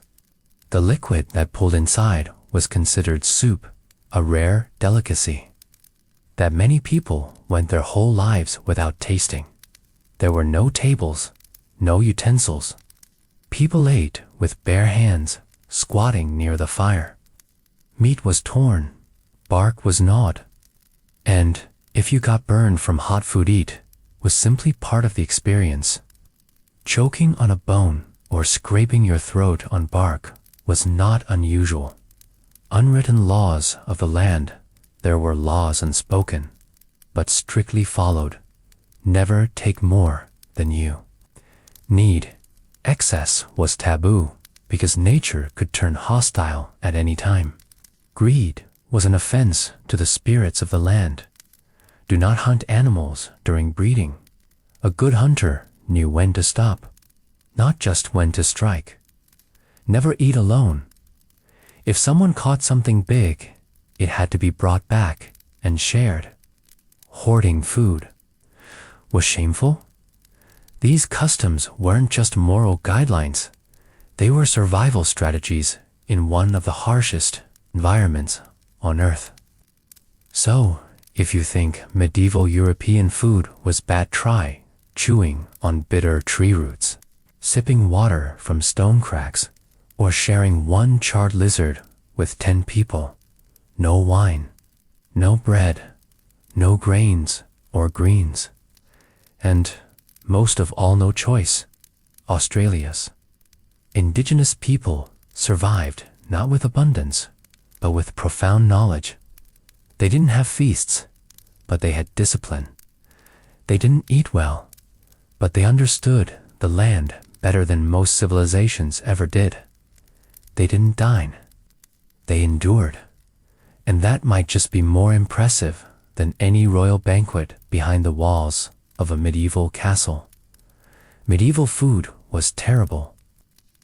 A journey into the mythic age of Australia already traveled through the early Middle Ages and seen meals made of roots, insects, and ashes consumed by the ancient indigenous people of Australia. But that was not the end of the story. Today, let's continue our journey into a time when people didn't just live to survive, but began to shape their survival into rituals, art, and sacred beliefs passed down through generations.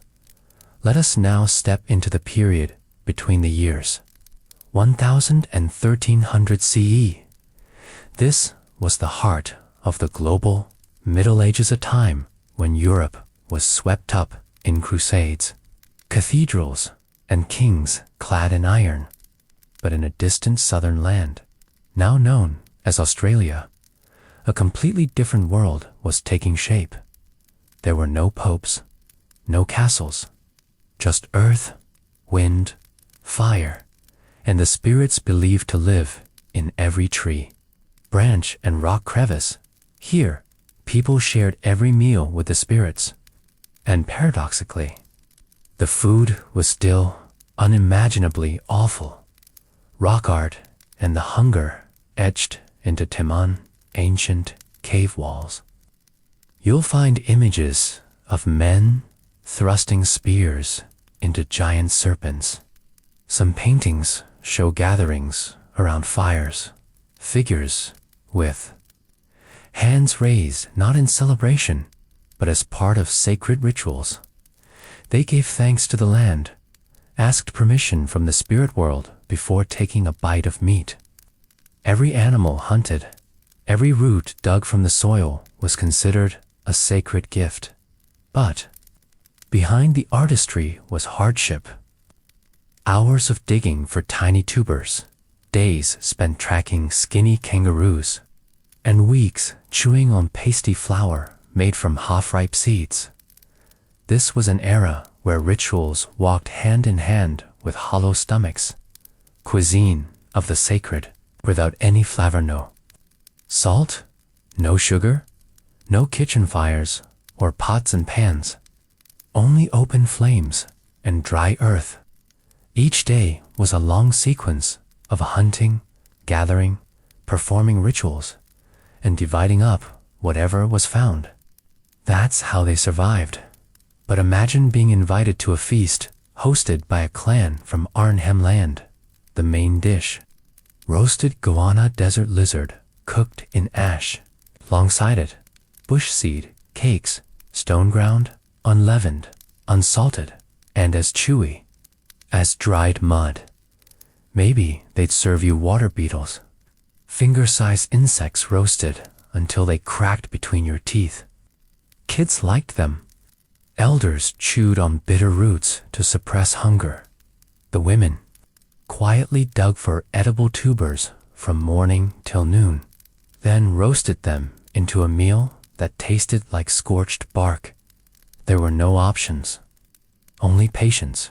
During the dry season, food seemed to vanish entirely.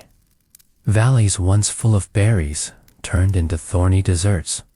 Wild pigs disappeared. Even lizards dug deep into the soil. People turned to the lowest links in the food chain: insects, tree bark, even roasted rodent droppings for the trace minerals they contained. They survived on belief that if the rituals were sincere enough, the skies would bless them with rain. If the stories were told with detail and devotion, the rainbow serpent would return with sustenance from the spirit realm. But belief doesn't replace rice. There were no farms, no bread in coastal regions. People had access to seafood, but don't. Picture shrimp in garlic butter. They ate tiny fish dried into sticks, consumed head to tail. A special treat might be a handful of sun-dried seaweed mixed with ash, washed down with rainwater collected in hollow logs. Children and the elderly, ones who suffered most, children, were constantly hungry, their bellies bloated from eating undercooked roots. Elders lost their teeth early from chewing gritty seeds and hard tubers, but no one complained. Instead, they painted telling stories of the days they caught a big animal. They danced around, fire enacting the time an ancestor tricked a wild dingo and brought meat home. But in reality, they still chewed on roots, bitter leaves, and blackened meat. Dances of the hungry and art born from starvations. Strangely, in the depths of such scarcity, art continued to flourish. Aboriginal people danced their stories H movement, portraying a hunt, a gathering ritual, or a sacred moment of giving thanks. Instruments were crafted from bones left over from the very meals that sustained them. Pigments were made from earth, blood, and animal fat, because there was nothing else. Every line etched into rock told of a meal that saved a clan. In a forgotten season even, if that meal had been grilled crickets, food in medieval Australia measured by reverence for nature, you might ask. Wasn't there anything truly delicious? The answer is yes, if you were hungry enough. A single freshwater shrimp caught after the rains was a delicacy. A stranded turtle in a drying pool, a banquet. A soup made from rainwater, bitter leaves, and a spoon of animal fat was as rich as stew ever got. But such luxury came only a few times a year, and even when the food was wretched, they never cursed the land. They bowed their heads and sang in gratitude. This was culture. This was faith. This was the art of survival in a world that gave nothing easily. You live in a time of electric stoves and bottled water. They lived on dust and dreams, and still they lived. So the next time you quietly sip your morning coffee and wince because it's not sweet enough, remember, 1,000 years ago, a woman in the center of ancient Australia drank water squeezed from lizards, chewed on bitter roots, and called it a divine blessing. Food in medieval Australia wasn't just terrible, it was hardship carved into belief, into culture, and into sacred rituals passed down through art and song. It's tempting to romanticize the past and to imagine the ancients as wise, spiritual, and close to nature in ways modern people have forgotten. And while that may hold truth, it omits a deeper, harsher realities. Between 1000 and 1300 CE, the heart of what we call the High Medieval period globally, the indigenous peoples of Australia were navigating survival through one of the most difficult ecosystems on Earth. Without writing, metal, agriculture, or domesticated animals, they turned to what they did have: landscape, lore, and legacy.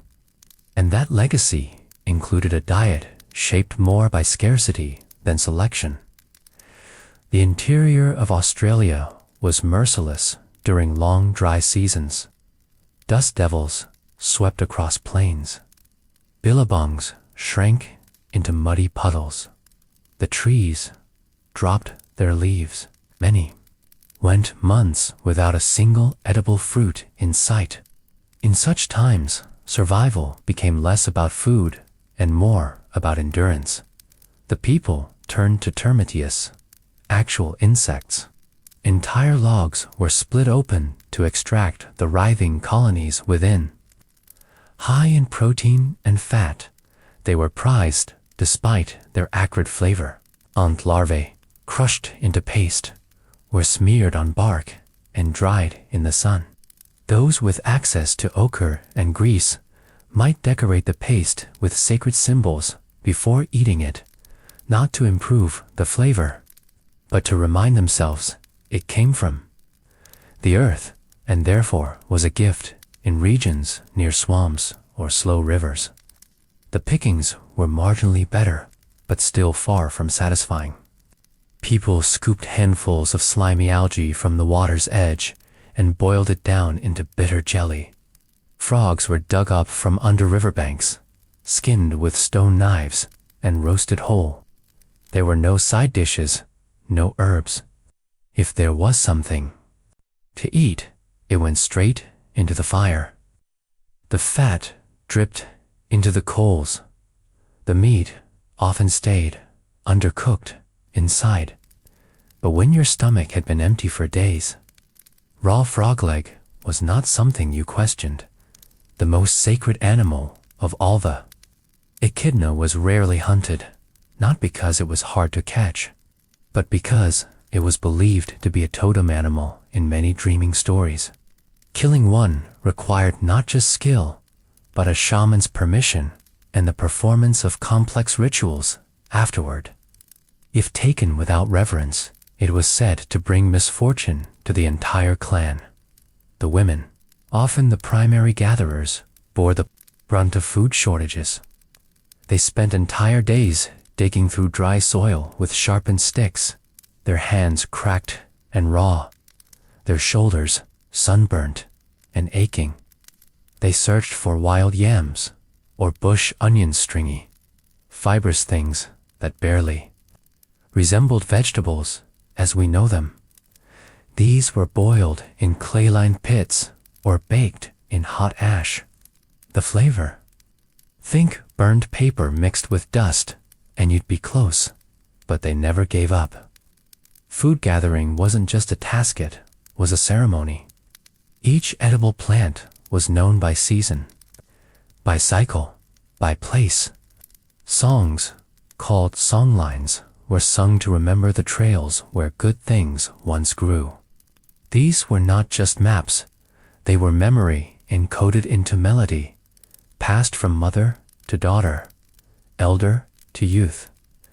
During the wet season, a different kind of scarcity arrived.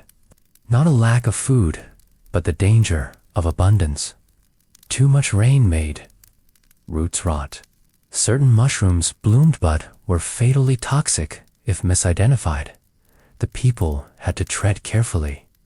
Nature, while more generous, could still kill. Cooking fires became meeting places. Around them, stories were told of ancestors who followed the Milky Way across the sky, who turned into animals, who became rain or stone or flame. These stories gave meaning to meals, no matter how small. A burnt locust was not a failure, was a nourishment earned through ancient patterns of learning and devotion. Sometimes, a great meal happened by accident. A kangaroo would fall into a crevice and be discovered half dead. A school of fish would beach themselves during a storm surge. In those rare moments, there was feasting. Children laughed. Men danced. Women prepared food until midnight. But the next day, hunger returned.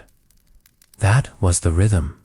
Joy and need in unending alternation. And yet they thrived. Not in the way we think of thriving, with full bellies and rich sauces, but they endured. Their children grew up strong in knowledge, if not in girth. They knew which barks stopped a stomach ache. They knew how to follow the tracks of a goanna across hard stone. They knew which direction the clouds moved when the wind whispered rain. To eat was to learn. To learn was to survive. Every meal was a teaching. Every mistake could be fatal. There was no room for guesswork. And through it all, the land was never cursed. Not even in the driest years. They gave thanks even when there was little to be thankful for. Because food was not just sustenance, it was proof that the world still listened today. We drizzle honey on toast and complain it's not artisanal. We buy bread with 9 kinds of grains and toss it out for being stale. Meanwhile, 1,000 years ago, a child in the outback sat chewing bitter fern roots beside a fire, lit with his mother's breath and his father's patience. Sand felt loved, so no. Medieval food in Australia was not delicious. It was not sweet or tender or warm, but it was sacred. It was fought for, sung for, suffered for, and somehow 'twas enough, because in that mythic age, survival was not just about what you could catch or cook. It was about honoring the earth. That allowed you to do either. And that is something even our modern kitchens have yet to fully understand. Medieval food was terrible, a journey through the hunger beneath southern skis. We've journeyed through the early ages of humanity. On this scorched southern land, witnessing meals made of roots, insects, and ashes, and listened to stories sung into cave walls. But that was only the beginning of a longer tale. Today, we continue onward into the late Middle Ages. Between the years 1300 and 1492, when Europe stood at the edge of the Renaissance. Meanwhile, across the oceans, in the far southern continent, now known as Australia, indigenous peoples lived unsteady, unwavering in ancient rhythms. There were no castles, no cannons, no maps, but in the wind that came whispering from the north, there were faint hints of maritime drift from Southeast Asian, in conquest or trade, but in small, quiet waves, the scent of unknown spices, a polished shell or a coconut husk that didn't belong to these shores. And yet, even as the world beyond began to change, the food in Aboriginal Australia remained tragically terrible. Quiet fishing villages and the salty bite of seaweed meals along the coasts. Where clans had lived for countless generations, life moved as slowly as the tide. Hollowed out wooden canoes, sealed with tree resin, floated on shallow waters, carrying men in search of fish. But the sea didn't always give. Some days the sun was harsh, the nets empty. So they returned home with seaweed, rinsed to remove the salt, sun-dried on warm stones, then roasted and served with root flour forming. Cakes that were salty, dry, brittle, and difficult to swallow. Children sucked on seashells. Elders chewed burned crab shells for calcium, tempting to quiet a hunger that lingered in silence. Waves brought no spices. Only strange whispers in the top end of the continent, near the northern tip. Some clans began to hear rumors of large boats arriving from foreign lands, bigger than any canoe, manned by people with nets, dried fish, and unfamiliar fruits. But the strangers came and went like wind over sand. Locals found new footprints along the beach. Coconuts washed ashore foreign to their trees, hooks made of metal, not bone. And yet, while outsiders may have known salt mines, palm oil, or sweet coconut water, those inlands still survived on crushed macadamia nuts, scorched acacia seeds, and roasted tubers. Rituals continued before every meal even, if the meal was ants or snake hunger, didn't erase faith.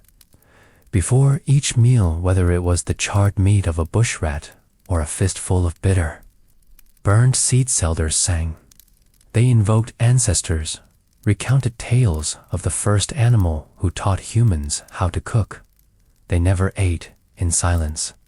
What we might throw away today, they called sacred a gift that allowed them to survive another day.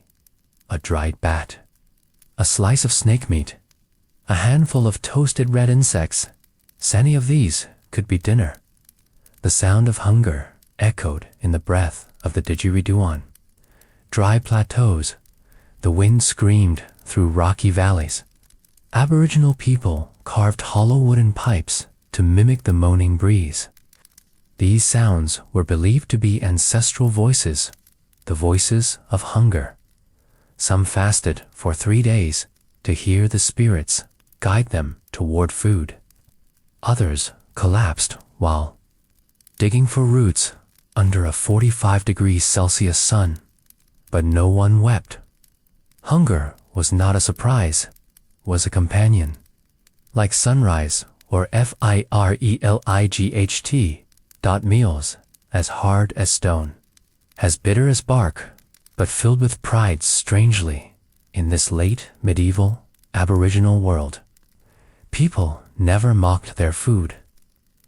There were no words for delicious or disgusting. If it filled the stomach, it was precious.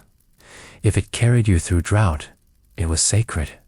And yet, if you could sit beside an elder 600 years ago, you'd see their eyes close as they chewed. A bitter root jaw working slowly through a chunk of stone-hard paste roasted over flat rocks. They did not complain, but their silence said everything. I eat to live, not to enjoy. And the saddest truth of all, those terrible meals were all they had. They knew nothing of milk. They used no oil. They had no spoons, no bowls, no broth. Food was cooked in rock hollows, buried in embers, or skewered and roasted over open fire. Meat burned on the outside, raw in the center. On lucky days, they caught a freshwater fish. To cook it, they'd wrap it in snakeskin and throw the whole bundle onto the flames. The boiling fish fat mixed with burned reptile flesh, steaming into what they called soup. The world changed, but they still ate as their ancestors did by 1400. Chinese ships were crossing oceans. Central Asia had camels, carrots, and spices. Western Europe had cheese, wine, and wheat flour. But Aboriginal Australians still chewed on leaves, roots, and legends. They recited ancestral stories instead of recipes. They lived within nature with empty bellies but minds full of spirit. They never ventured beyond the sea. Yet they knew the northern winds brought something foreign. Still they waited. Still they kept their sacred rituals. Still they ate their bitter, burnt cakes and called them gifts of the earth. Medieval food in Australia wasn't just terrible, it was belief baked into survival. You might be reading this with a milk tea or a bag of potato chips in hand. But 600 years ago, a child in northern Australia was sucking on a cold stone knot for flavor. but to trick their stomach into feeling full. You might call that poverty, but for them, it was a bond with land, tradition, and dreams told through meals no one would want to taste twice. Even as global empires expanded, continents were charted, and spices moved in caravans and caravels, the Aboriginal people of Australia remain rooted in a world beyond conquest, a world bound by sand, spirit, and the hard-earned knowledge of survival. In their eyes, food was not an object of trade, but a thread tying them to the dreaming a cosmic timeline where ancestors still walked, where animals spoke, and where the land itself breathed. And yet, the land gave little. Even in this late medieval age, the food remained as unforgiving as ever. During the monsoon seasons in the north, floodwaters surged through flatlands, drowning pathways and bringing temporary abundance. Mudfish trapped in shrinking puddles, frogs croaking in rain-slicked hollows, and dragonflies dancing above puddles offered glimpses of hope. Children chased the insects, plucking them mid-air to roast in bark trays, while elders pointed to rising clouds and told stories of ancient storms that had once saved entire clans. Still, the abundance was fleeting. The waters receded, the earth cracked, and the meals returned to bark flour, moth larvae. In goanna tails, in central and arid regions, the heat remained relentless. By day, it baked the sand. By night, it froze the skin. Men walked barefoot 4 kilometers, reading shadows and dust, searching for signs of burrowing animals. They listened to silence. A faint rustle under a rock might mean dinner, but sometimes the rustle turned out to be a venomous snake, and the price of hunger was death. Cooking methods never changed. No metal pots, no written recipes. Hot stones, woven baskets, tree bark, and patience. Tubers were placed on the fire and turned by hand, often burning one side while leaving the core uncooked. Seeds were ground between slabs of stone, producing gritty flour so coarse that it wore down teeth within a few years. Some elders in their 30s had already lost most of their molars, but they never stopped chewing because hunger did not wait for comfort. They ate echidnas roasted whole, with fat dripping onto ash. They crushed wild plums that puckered the mouth, and foraged for yams that took hours to unearth for mere bites of starchy pulp. When meat was found, dolphin, a lean lizard, bat, or marsupialate, was shared down to the smallest child. Nothing was wasted. Blood was licked from leaves. Bones were cracked for marrow. Skins were dried and used as pouches or fuel for the next fire. In desert areas, water was food. It was hidden in tree hollows, inside frog bellies, or soaked into sand. A skilled tracker could extract enough moisture from a single branch to keep going for another hour.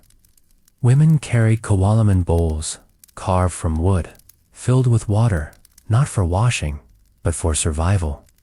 They'd drink quietly, carefully, letting only a few drops fall because even a lost drop could mean a harder tomorrow.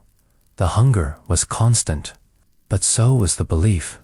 Before eating even the smallest meal, someone would sing, not just for thanks, but for balance, to acknowledge the spirits of the land, the sacrifice of the animal, the suffering of the plant. Every chew was an act of recognition.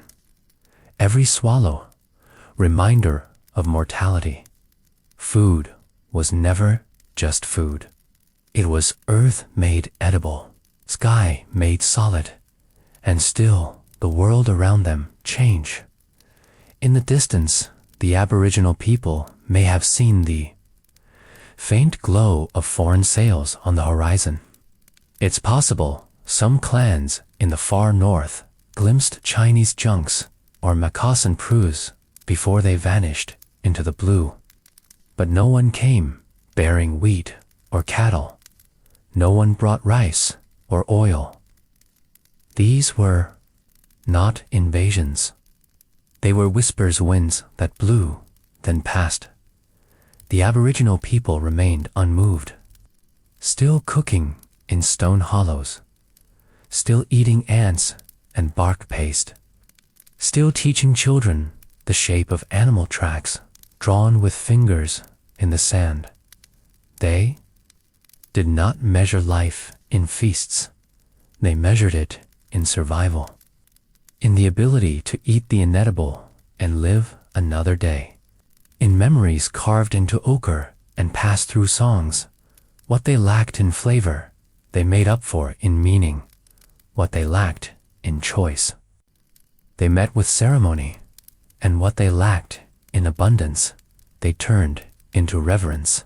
So today, if your meal is late, or your drink is lukewarm, or your favorite dish is out of stock, imagine a boy in 1450 crouching beside a fire made of eucalyptus branches, biting into a roasted grasshopper leg with cracked lips, while his grandmother hums the tune of an ancestor who once turned into a wallaby to feed their people. That boy ate not with pleasure, but with purpose, and that is what food meant beneath the southern skies, long before spices sailed in, and long after hunger had etched itself into the soul of a continent. And that's what built a culture that has lasted tens of thousands of years, one that survived on the worst food imaginable, but with hearts stronger than steel.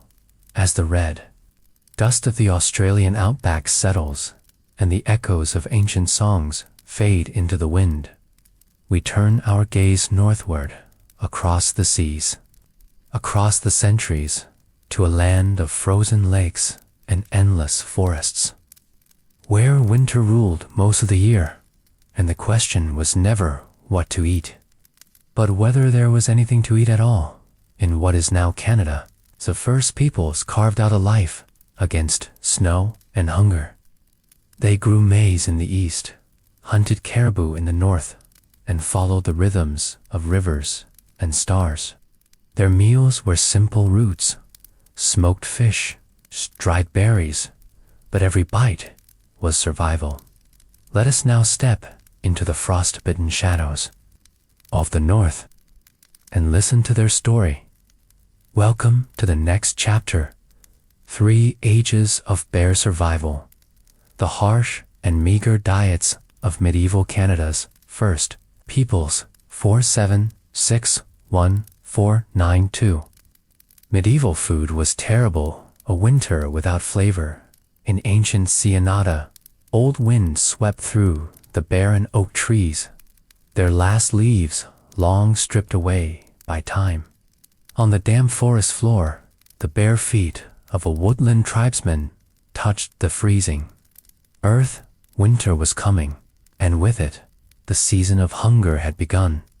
Thousands of years before Europeans ever set foot on North American soil, the first peoples of what we now call Canada had already settled these lands.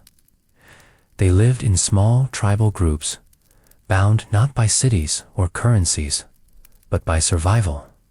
They had no metals, no bread, no sea salt, and certainly no oil or spices. Their culinary world was limited to what the forest and meadows allowed, and even that was never guaranteed. Food, something we take for granted, was for them an endless pursuit. Each morning, men ventured deep into the woods with simple boughs made from wood and sinew. Their targets were modest: a rabbit, a squirrel, or, if fortune smiled, a lone deer straying from its herd. But in winter, everything grew harsher. The animals were smarter, more alert, and often vanished into the snow. For weeks, a family might subsist on nothing but ground seeds, usually wild sunflower or groundnuts. These were crushed between flat stones and mixed with stream water into a pasty, flavorless mush. There was no salt, no fat, no sweetness. Every bite was a gritty reminder of how crude their meals were. Bits of husk and shell grinding between their teeth. The forest had once offered berries in summer, but come winter, they were gone. The only remaining ones were dried, tucked into animal hide pouches hanging from the rafters of bark lodges. These were sour, sometimes fermented, bought for an empty stomach. They were a rare delight. Women and children dug for roots, wild tubers, and bulbs buried beneath frozen soil. Some were so bitter they made your throat tighten. Yet they had no choice. The roots were boiled with stream water or roasted on hot stones, becoming the family's main dish. Though the woodland people knew how to grow crops, it was primitive. They planted small patches of maize, beans, and squash in the spring. But the land was thin, the climate cold, and summers brief. Harvests were often disappointing. Worse still, they lacked proper ways to preserve it. Bundles of dried corn were strung up and guarded fiercely against mold and mice. When even corn ran out, bones remained. They boiled old bones over and over to extract what little broth was left. Sometimes the marrow inside was saved for the children, the only rich, nutritious food winter would allow. Meat was a luxury. A deer could feed the tribe for days, but after that came long stretches of nothing. Without salt to cure meat, their only method of preservation was air drying. The result was tough and tasteless, chewed like leather, with barely any satisfaction. They tried to fish. Woodland tribes set traps in the rivers, hoping to catch salmon or perch. But in winter, fish hid deep below the ice. A single trout, when caught, was remembered like a holiday. Frying didn't exist. No oils. Bread was unknown. No yeast. They made thick cakes from seed paste, roasted over flat stones. If they had blueberries, they'd mash them in for taste. But that was rare. Some mushrooms grew in the woods, but they were feared. One wrong bite meant death. Only a few kinds were passed down through memory as safe, and even those were a bland tasting of rotting wood, with a texture like rubber. Sometimes they ate animal hides after scraping off the hair. Deerskin was boiled for hours too. Soften it. Chewed slowly. It felt like eating the sole of a shoe, but it filled the stomach. When all else failed, they turned to bark. The inner layers of elm or pine bark were scraped thin and boiled. It wasn't food, just something to stop the cramps of starvation. Life for the woodland people wasn't always bleak. In summer, there were gatherings, berries, better hunting, and fish migrating upstream. For a brief window, food was enough, but winter swallowed those memories fast and replaced them with a bitter hunger. And then came illness with no medicine, no warm porridge, no protein-rich stew. Women gave birth with nothing but bitter root water. Children shrank from malnourishment. The old withered quietly. Winter became the grim reaper, and hunger its sharpest blade. They believed nature gave them what they needed. They didn't complain. But in their eyes was a quiet strength. In the dark corners of their bark homes, mothers preached roots to feed their babies, hoping to ease their swallowing. In the flickering firelight, The bubbling pot of bone water sounded like music, not because it smelled good, but because it meant hope. They had no recipes, no seasoning, no luxury. They ate to live. Sometimes they lived only to wait for spring. Today, we sit in kitchens glowing with light. We open refrigerators full of cheese, salmon, nut milks, and mushroom cream soup.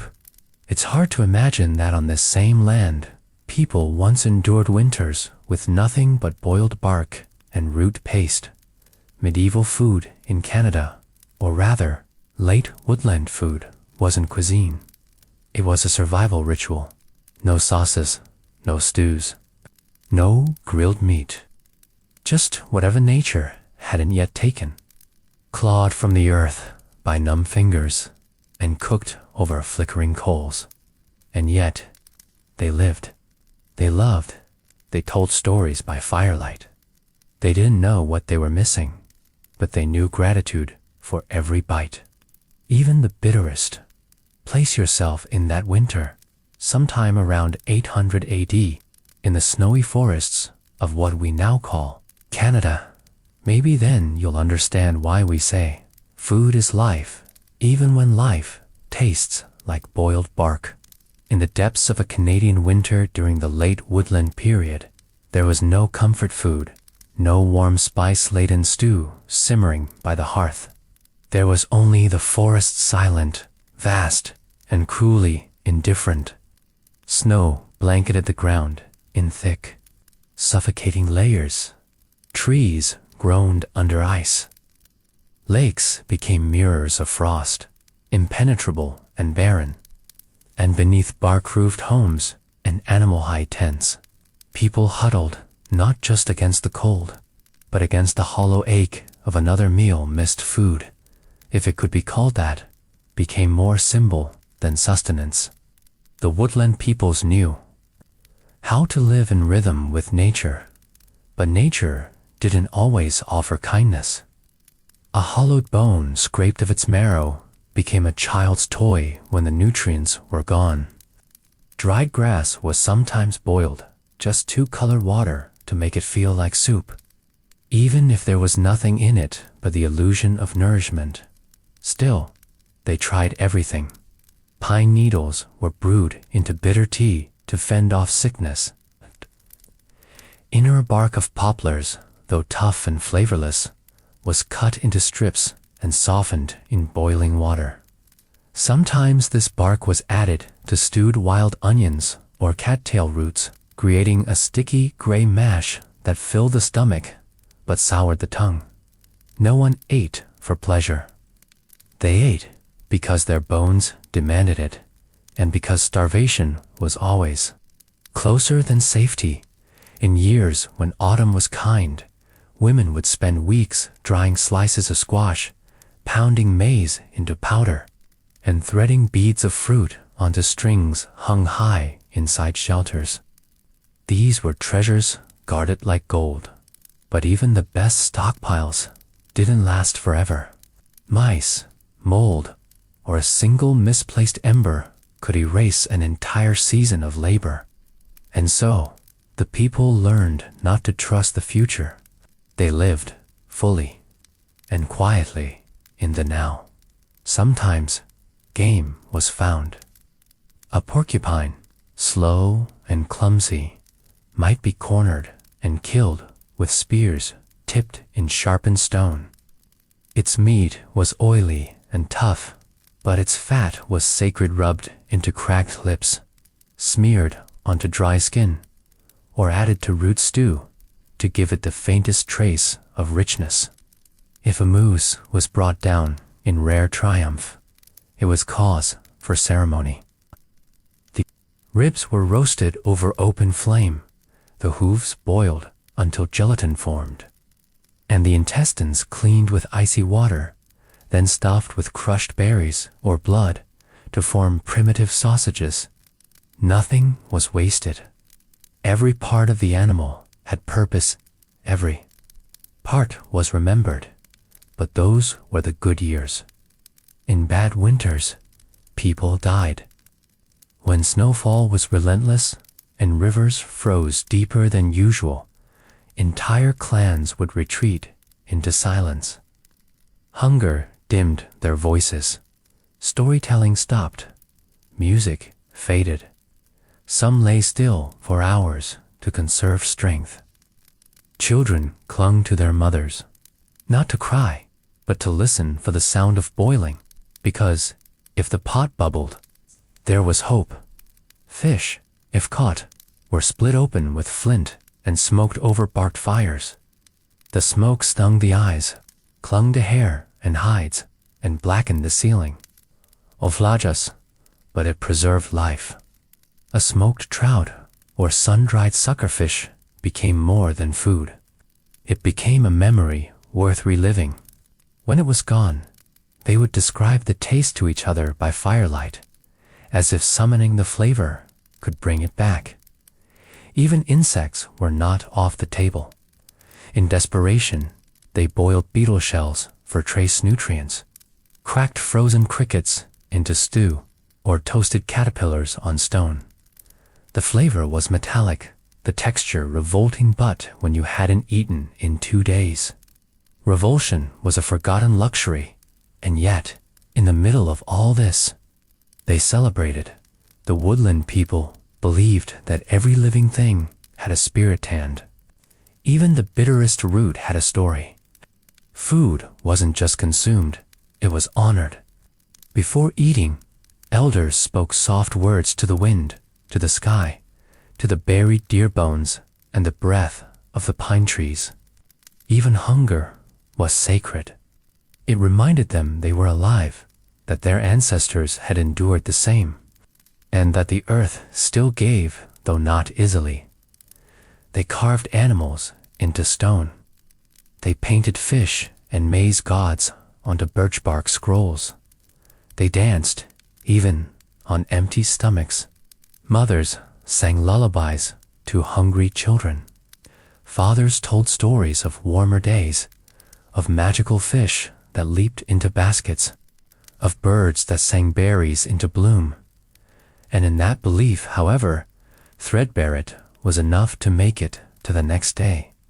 Sometimes, travelers from other villages would arrive with news, gifts, or simply companionship. They brought smoked meat wrapped in bark or small pouches of powdered maize to trade. In these moments, the fire was stoked higher, and the shared pot became fuller. Smiles returned, if only for a night. Then the snow fell again, and the quiet resumed. They never called it suffering. To them, this was the way of things. Food came. Food went. The earth gave. The earth withheld. Complaining changed nothing, but gratitude built resilience. That's why they whispered thanks to the wind after a meal, even if the meal had been pine water and boiled bark. Today, we scroll through food delivery apps and leave reviews if a dish lacks seasoning.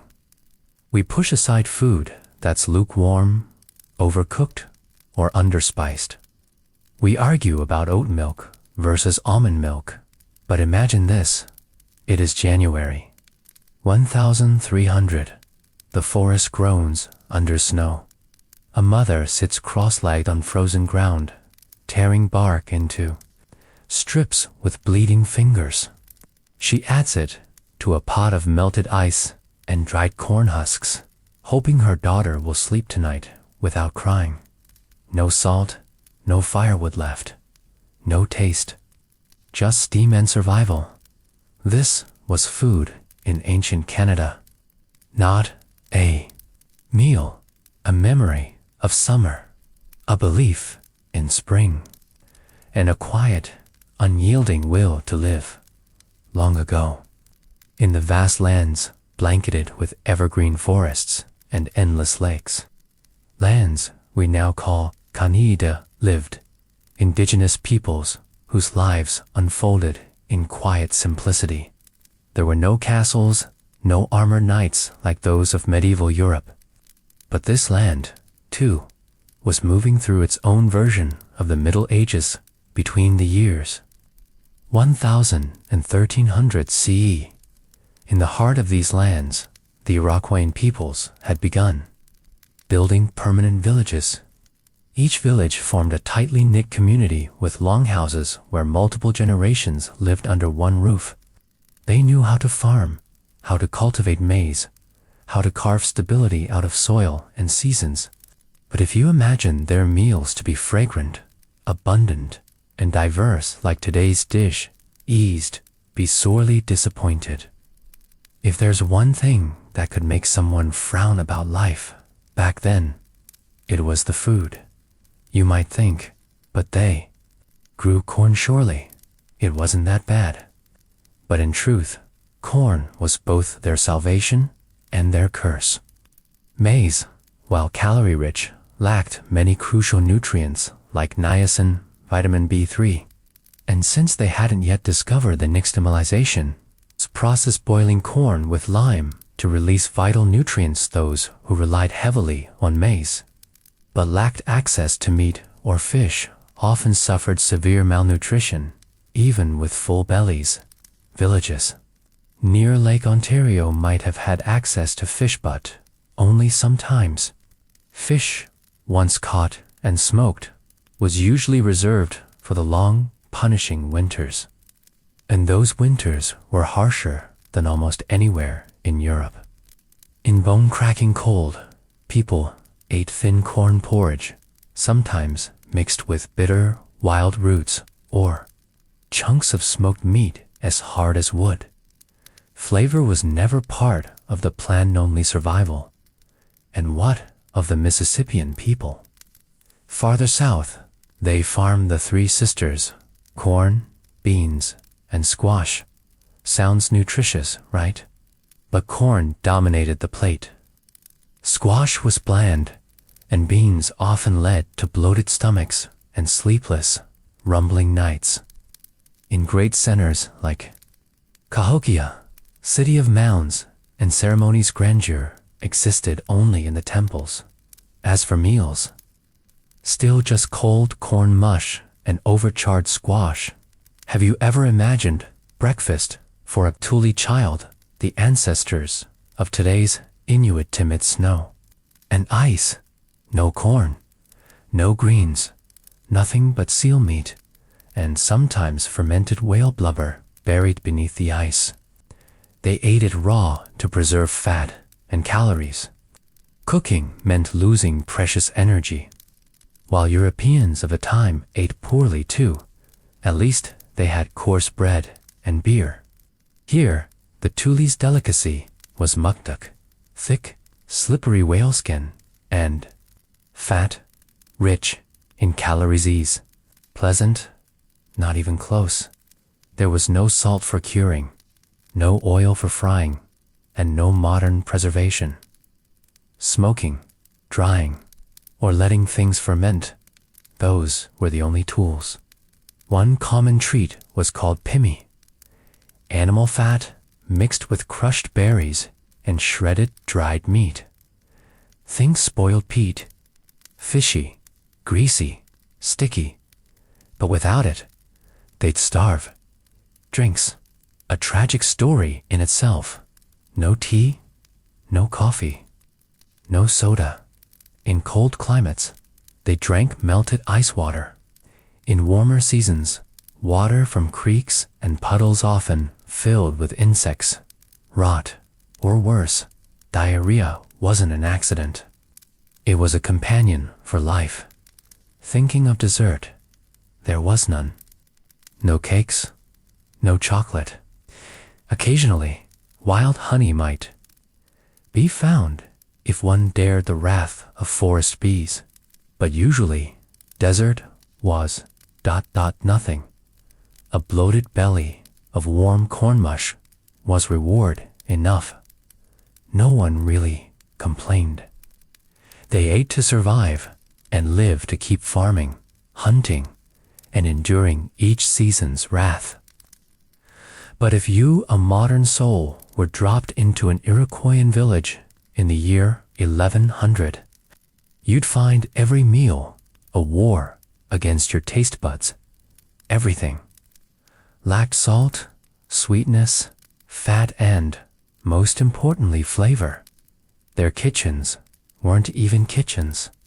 No iron pots, no stoves. Just clay vessels over open fires. If it rained, no food. If the wood was damp, your soup might be half-cooked and filled with ash, and that would be your highlight of the day.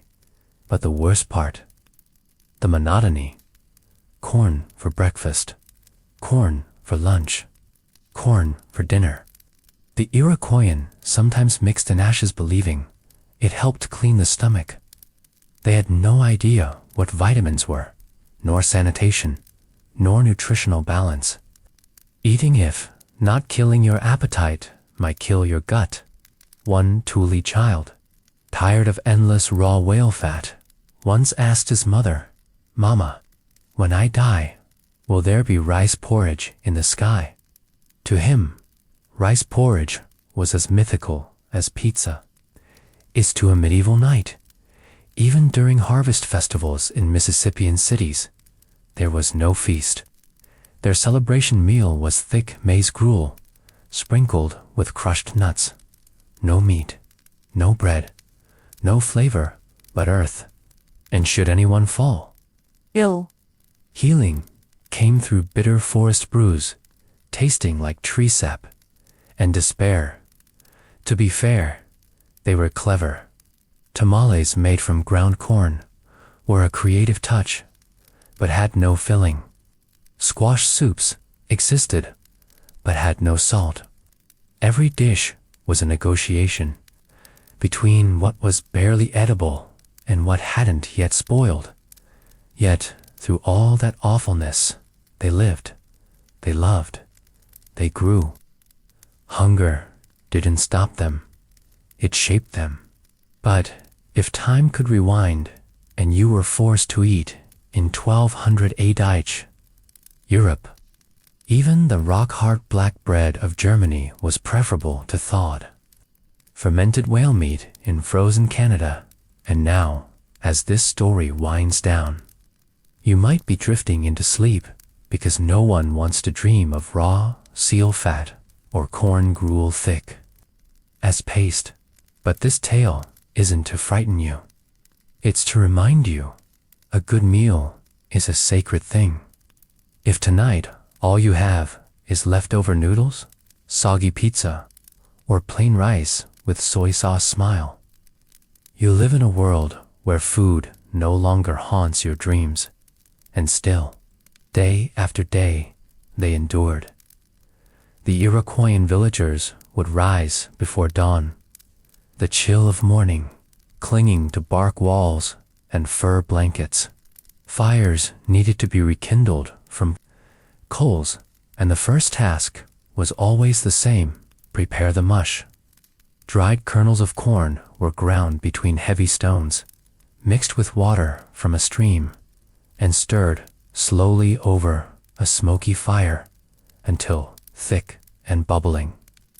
Some days, the smoke overpowered the mush. Some days, the mush burned. But it was food, and that was all that mattered. They tried, in small ways, to bring variety. Some added bits of wild onion or garlic pulled from the edges of clearings. Others dropped in foraged nuts acorns that had been leached of their bitterness through repeated soakings. But such additions were occasional blessings, not guarantees. More often than not, the meal was exactly the same as the one before, and the one before that. Days blended together in the pale beige of boiled corn. Children were fed first. The elders knew they needed strength, even if it meant sacrificing their own portions. Small hands clutched clay bowls. Smudged faces leaned over steam that carried no scent but wet grain. And in those bowls there was No only necessity. For the Mississippian people, further south, the story was only slightly different. Life along the rivers allowed more consistent planting, and so their villages spread wide, connected by trade paths and ceremonial mounds. But even in great cities like Cahokia, where priests conducted rituals atop earthen platforms, and the sky was filled with drumbeats and chants, mealtime remained desperately plain. Their diet was still built around the Three Sisters corn beans and squash, but again, it was the corn that dominated. It was the backbone of every meal, even as it quietly eroded health.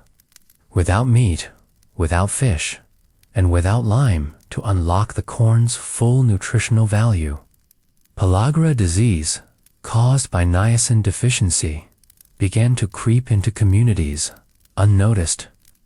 It left people weak, confused, covered in sores, and vulnerable to winter's cruel hand. Even their ceremonial foods, offered during solstice gatherings and burial rites, were modest. Roasted squash, sometimes burned on the edges.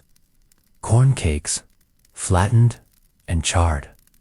Occasionally, they had dried berries to scatter over mush, but never sugar, never spice, and never abundance.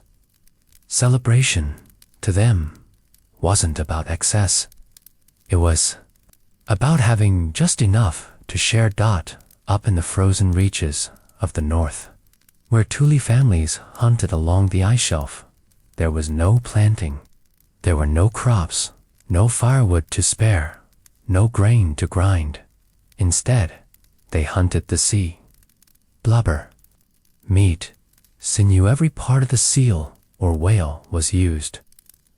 Fermentation pits were carved into the ice, and in them, chunks of meat and fat were buried for months, softened by decay and time. The stench was overwhelming, but the calories were life-giving. Their favorite dish, aged walrus meat mixed with seal fat and stored in seal intestines. It was chewy, oily, and often partially frozen when served. It didn't matter. Fat meant warmth. Fat meant survival. Children grew up gnawing on bones instead of toys. Mothers pre-chewed raw meat for their infants. Fathers sliced muktak with stone blades and taught their sons how to weigh towers. Days, even weeks, for the ice to yield another meal. And when there was no meat left, they burned seal oil in soapstone lamps for warmth and tried to trick their stomachs into stillness. Illness crept quietly into all these lives. Without variety, their diets couldn't support strong immune systems. A cut could turn to fever. A cough could become a death rattle. Healing wasn't just rare, was a gamble. Bitter decoctions made from pine bark, tree sap, or lichen were forced down the throats of the sick. These were not pleasant. They were not comforting. But they were all that could be offered. Still, these people, whether farming in longhouse villages, trading in earthen cities, or hunting seals across endless ice, held on to life with astonishing resolve. They didn't dream of feasts. They dreamed of not going to sleep hungry. They didn't bake bread. They pounded roots. They didn't ask for flavor. They asked for enough. In some ways, it was their very lack of luxury that carved deep resilience into their hearts. They built stories, legends, and myths around food, not for celebration, but for reverence. The story of the first corn woman, the tale of the sea god who gives or withholds, the belief that all things come from the land and must return to it, especially what little you eat. Their connection to food was not one of creativity, but of communion. Each bite was a prayer, a nod to the earth, a memory of summer, or a hope for spring. And even if the meal was foul or foul-smelling, it was eaten without complaint. So if today your dinner feels disappointing, undercooked rice, bland vegetables, the wrong brand of soy sauce, remember this: 600 years ago, a girl in the Great Lakes region sat cross-legged by a fire that barely burned, eating boiled corn ash with tears in her eyes, not from sadness, but from the smoke end. She still whispered thanks. A boy in Nunavut pulled a frozen strip of fermented whale fat from the snow, chewing it with numb lips, his teeth aching, and still smiled when his brother laughed. This was food in medieval Canada. Not a celebration, not a cuisine, but a thread that tethered the living to the land, to one another, and to survival itself. And in that, perhaps, it was richer than anything we could ever taste. Medieval food was a WFUL, a sleepy tale of hunger. In early Siona, autumn night falls, gently like an old woolen blanket draped over the vast northern forests. The wind rustles softly through the pine trees, whispering secrets from a time long gone, a time when Canada had no name, no borders, and no scent of melting cheese or morning coffee. This was an age when survival was the heartbeat of existence, and hunger wasn't just a feeling, it was the rule of life. Let us drift back in time more than 700 years ago, to the period between 1300 and 1492, a time when the Iroquoian, Thule, and many other indigenous cultures thrived across the land. There were no Europeans yet, no roads, no sugar, no bread. But don't romanticize it just yet. It wasn't a peaceful paradise of harmony and feasts under starlight. More often than not, life was a daily battle against emptiness, especially in the form of food. Yes, medieval food in what we now call Canada was genuinely awful, not because the people lacked skill, but because they lacked ingredients. Imagine waking up in a longhouse village near Lake Ontario. The first task of the morning isn't brushing your teeth or stretching by the fire. It's checking the traps. If you're lucky, you might find a squirrel. If you're miraculously lucky, perhaps a porcupine. For the Iroquois, meat was a rare treasure, not because they couldn't hunt, but because the effort to catch a deer or bear in an ancient forest. Terrain was monumental. It required a group hunt, several days of tracking, and even then, the success rate was low. And once meat was caught, preserving it was another challenge. No salt mines, no ice boxes. Most meat was smoked or sun-dried, hung on the roof or near the fire, gathering dust, hair, and the taste of desperation. Fish, though more accessible, came with its own issues. Caught from lakes and rivers, yes, but often eaten raw or overcooked, and charred, since oils and spices were non-existent. Eating raw fish wasn't rare, and the result? Chronic intestinal worms and digestive diseases passed down through generations. Unlike Europeans, who at least had leeks, onions, and cabbages, Indigenous peoples in Canada had very limited access to vegetables. They farmed the Three Sisters, corn, beans, and squash. But don't picture steaming sweet corn or buttery roasted squash. The corn was an ancestral variety, tough, chewy, barely digestible. Preparing it involved boiling it in ash for hours just to soften the kernels. A meal, if it could be called that, often consisted of a bowl of watery corn porridge, served lukewarm and flavorless, maybe with a side of burnt root or dried pumpkin flesh. And in winter, things got worse. No greenhouses, No preservation methods.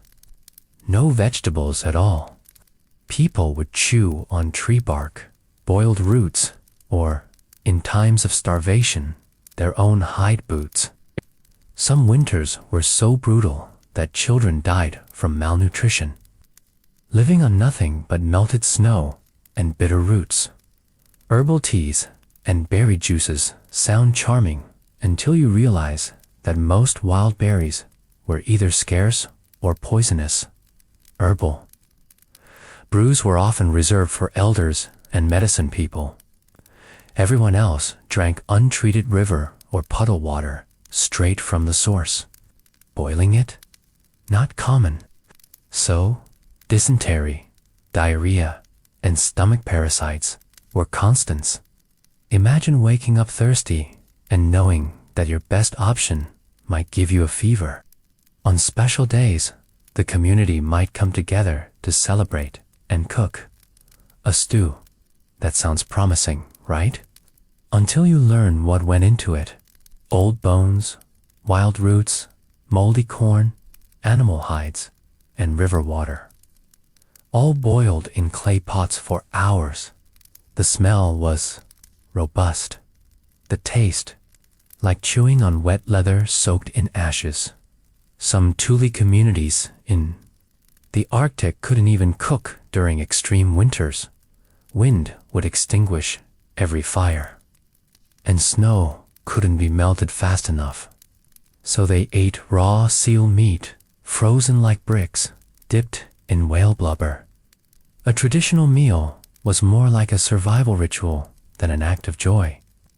By the late 14th century, trade networks were spreading pearls, furs, pottery, and obsidian flowed between tribes, but food rarely traveled far. Why? Because no one had any better options to trade. The north was too cold, the south too swampy, the coasts too salty. It was as if the continent had agreed to starve together. The only reason people survived at all might have been that they didn't know food could be better. There were no stories of bread, butter, or cinnamon. They lived by instinct, and sometimes by pure will. Today, when you grumble that your pizza is cold or your fries aren't crispy, remember there were once people who boiled tree bark just to stop the hunger. When you leave half a burger untouched, think of those who lived on cold corn mush and bitter roots for months. History isn't always heroic, and medieval food in early Canada is proof that for much of human existence, food wasn't about enjoyment. It was about endurance and accepting that your next meal might be your worst one yet. And yet, despite the constant ache in their bellies, they carried on. The Iroquois villagers didn't just sit idle, waiting for spring. They worked the frozen soil, repaired their longhouses, prepared tools, and shared stories by dim firelight to make the cold more bearable. But even those stories often began with hunger and ended with survival. A legend might begin with the first corn mother, a sacred being who gave her body to feed the people, her bones becoming beans, her hair turning into squash vines, her flesh transforming into corn. Such myths weren't just moral tales, they were coping mechanisms, ways to explain why the only food you had tasted like ashes and grief. Most mornings in those villages began with chores. Not breakfast. Wood needed to be chopped, snow needed to be cleared from storage pits, and any remaining dried squash or corn had to be checked for mold or signs of rodents. In desperate times, even mold was scraped off and the rest kept. Food could not be wasted, no matter how foul.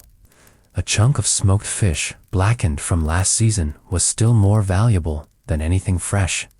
Sometimes, The family would boil the same bones 2 or 3 times over several days to pull out every last trace of fat or flavor until the water turned to pale broth and the bones cracked and fell apart. Children would be sent out to scavenge, not to play, but to dig beneath the snow for frozen roots, brittle tubers, or even insects burrowed beneath bark. In spring, they might collect cattail roots, which could be pounded into a flour-like paste, though it was grainy, bitter, and left a chalky residue on the tongue. In the late fall, acorns were gathered in bulk. These had to be leached over and over in water to remove their bitterness. If done improperly, the acorns were toxic. But there was no other nut. No almonds, no walnuts, no peanuts. Just these tough forest offerings that stained hands brown and bellies heavy, even when trade was possible. The results were underwhelming. A family might receive obsidian or carved tools in exchange for a bundle of beans, but no one was swapping. Spices. Salt was a fantasy. Sugar was unknown. Butter had no name. Spices didn't exist in any context. The best they could hope for was a smoked eel from a distant clan, or dried cranberries strung together like beads. That would be a festival. Food, a luxury reserved for elder leaders or for ceremonial offerings. And it never lasted long. The Thule peoples of the far north, living beneath ice skies and between the crunch of snow and bone, had an even bleaker relationship with food. Their winters were longer. Their winds cut deeper. They had no crops, number, forest, no roots to dig. Their food was blood and fat and frost. Seal meat was often eaten as it was katraw, warm from the kill. Muktak, the thick skin and blubber of the whale, was sliced into slippery rectangles, gnawed and swallowed for its life-saving calories. On rare occasions, they'd ferment chunks of meat under the snow for weeks or months. The smell alone could sicken outsiders, but to them, it meant survival. Fermentation was preservation, and the stink was nothing compared to the gnawing hollow in their stomachs. During blizzards, when no hunting could happen and no fires would hold, people simply sat in silence and hoped the cold would pass. Children were taught to chew slowly to make meals last. Some were given slivers of dried fish skin or old sinew to suck on, not because it had flavor, but because it gave the illusion of eating. Babies were fed chewed meat from their mother's mouth, warmed by breath, softened by saliva. If there was no meat, they were given warmed water and little else. Even ceremonial meals events meant to bind communities and mark time were grim.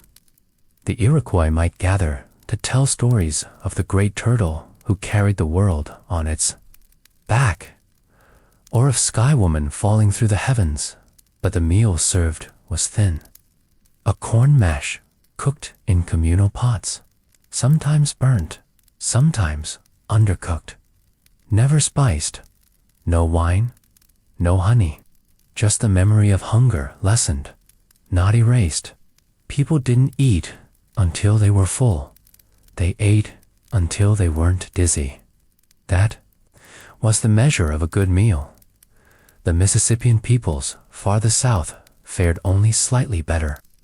In cities like Cahokia, they constructed massive mounds lined with the sun and stars, demonstrating astronomical precision and social order, but not culinary advancement.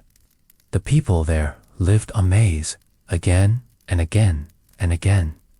They might roast, squash, or mash beans, but these were functional additions, not flavorful ones. Cooking was survival, not art. A good meal meant not vomiting. A bad one meant illness. A fatal one meant the wrong route, the wrong mushroom, the wrong guess. Some anthropologists speculate that the lack of food variety in these cultures may have slowed population growth. Malnutrition in children led to smaller adult bodies, shorter lifespans, and lower birth weights. Tooth decay from constant corn consumption, rickets from vitamin deficiency. Women giving birth without any nourishment beyond boiled roots and dried beans. And yet, despite all that, they kept their societies alive. They held ceremonies. They carved canoes. They traded, built alliances, danced in the face of every winter, and hoped, because for them, eating was not pleasure, it was persistence. Cooking was not creation neat, it was calculation. How much smoke could you use before the wood ran out? How long could the corn stretch before spring planting? How many hands needed to scrape the last marrow from the bone? Today, in our kitchens glowing with smart fridges and air fryers, it's easy to forget that for most of human history, food wasn't delicious. It wasn't decorated. It wasn't photographed. It was earned. And often, it was terrible. That's why the story of medieval food in early Canada is not a menu of strange dishes, a lullaby of human grit, a sleepy tale told by firelight, where the plot is simple. Survive the night, endure the winter, wait for the thaw.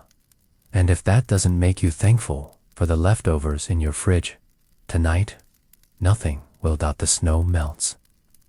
The smoke from birch fires rises into the pale northern sky and slowly fades. We leave behind the frost-covered camps of Canada's first peoples, where every berry was a blessing and every winter a trial.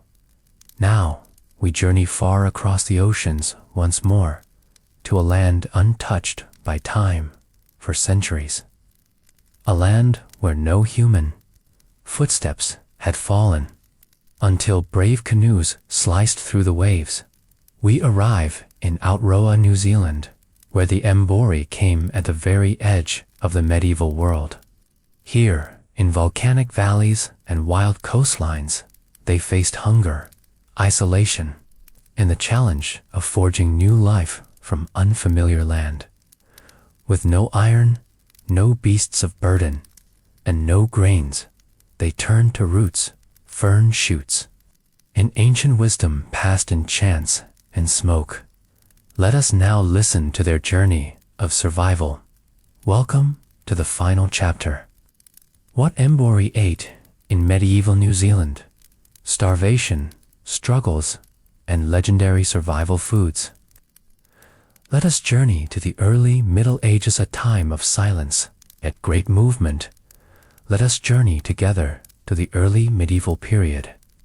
From the year 476 AD, when the Western Roman Empire finally collapsed, to the year 1000, when the sails of Viking ships began drawing bold lines across the map of the Atlantic, while Europe plunged into the murky shadow of what many would later call the Dark Ages.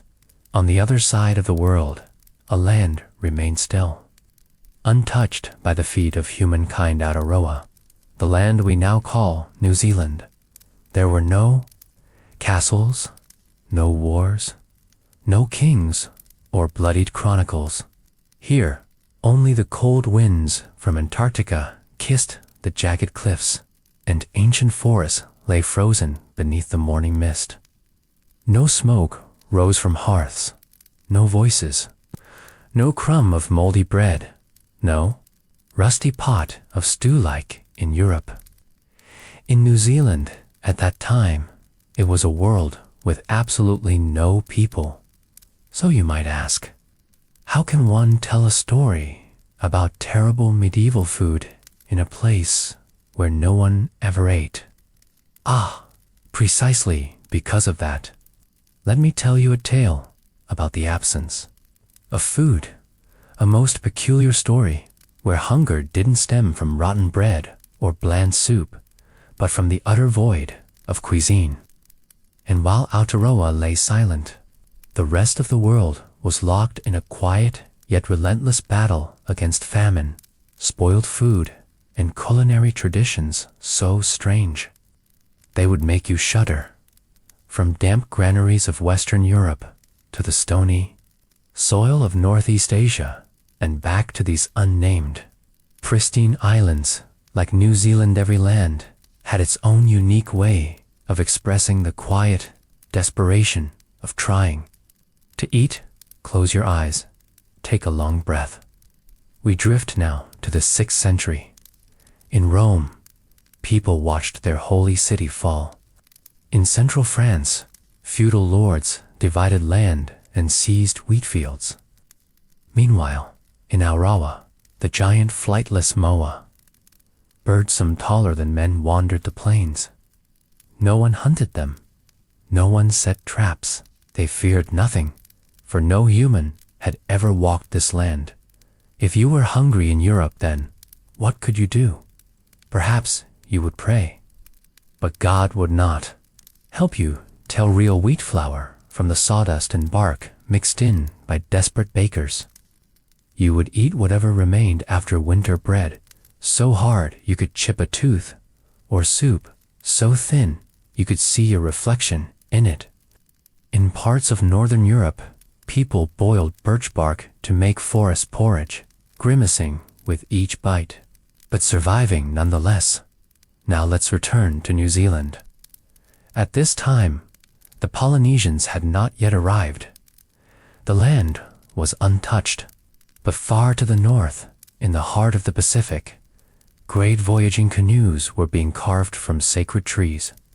The Polynesian people began their long journeys, bananas, coconuts, taro, and dried fish. They didn't yet know about Aotearoa, but they were already dreaming of lands beyond the horizon.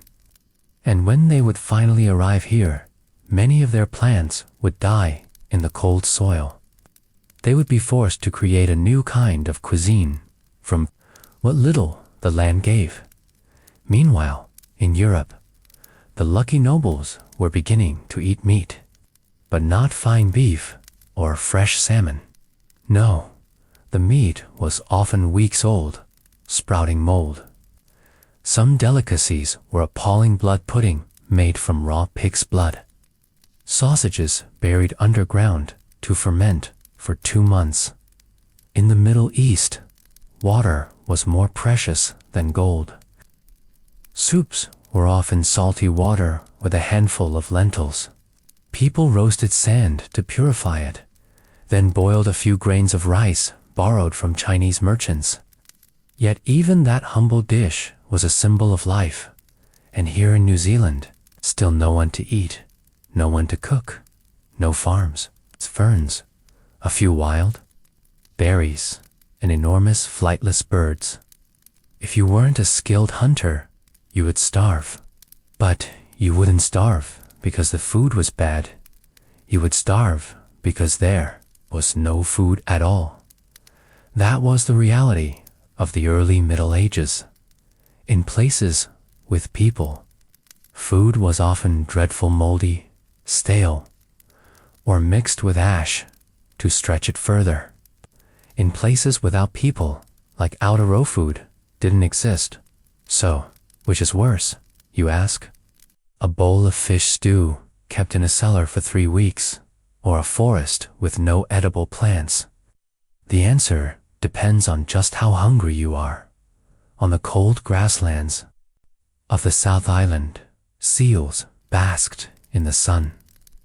They didn't know that centuries later, Māori ancestors would arrive and invent hundreds of ways to cook them. For now, they ruled the coasts. Elsewhere in the world, the Anglo-Saxons were slaughtering one another over a barrel of ale and a half-baked loaf of bread.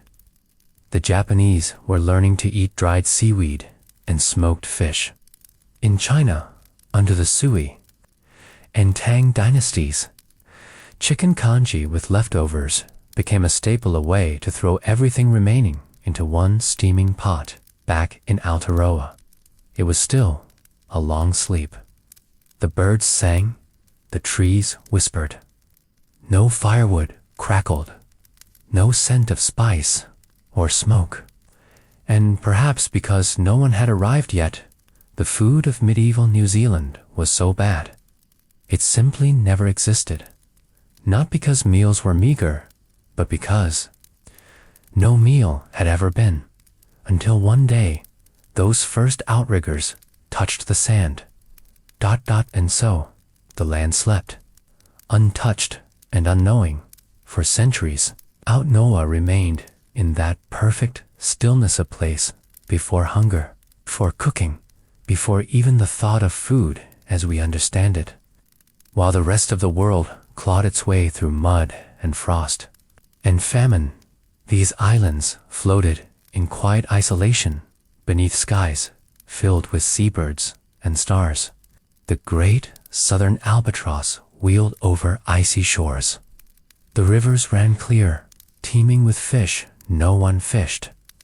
The hills were blanketed in thick forests where a giant